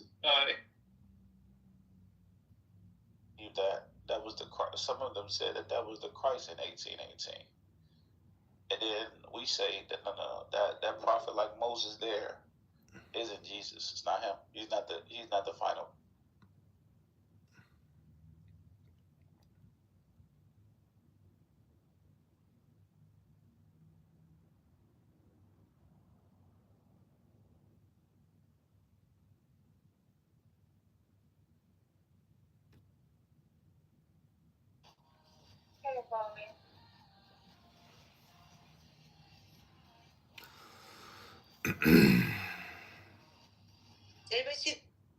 In a couple of minutes, I will give the room rules, and that will take us to the top of the hour. And Gary's opening salvo, which hopefully will encourage you to come up to the stage and join Alan and I here. Brian, welcome to the room. India, nice to see you. And India, welcome to the stage.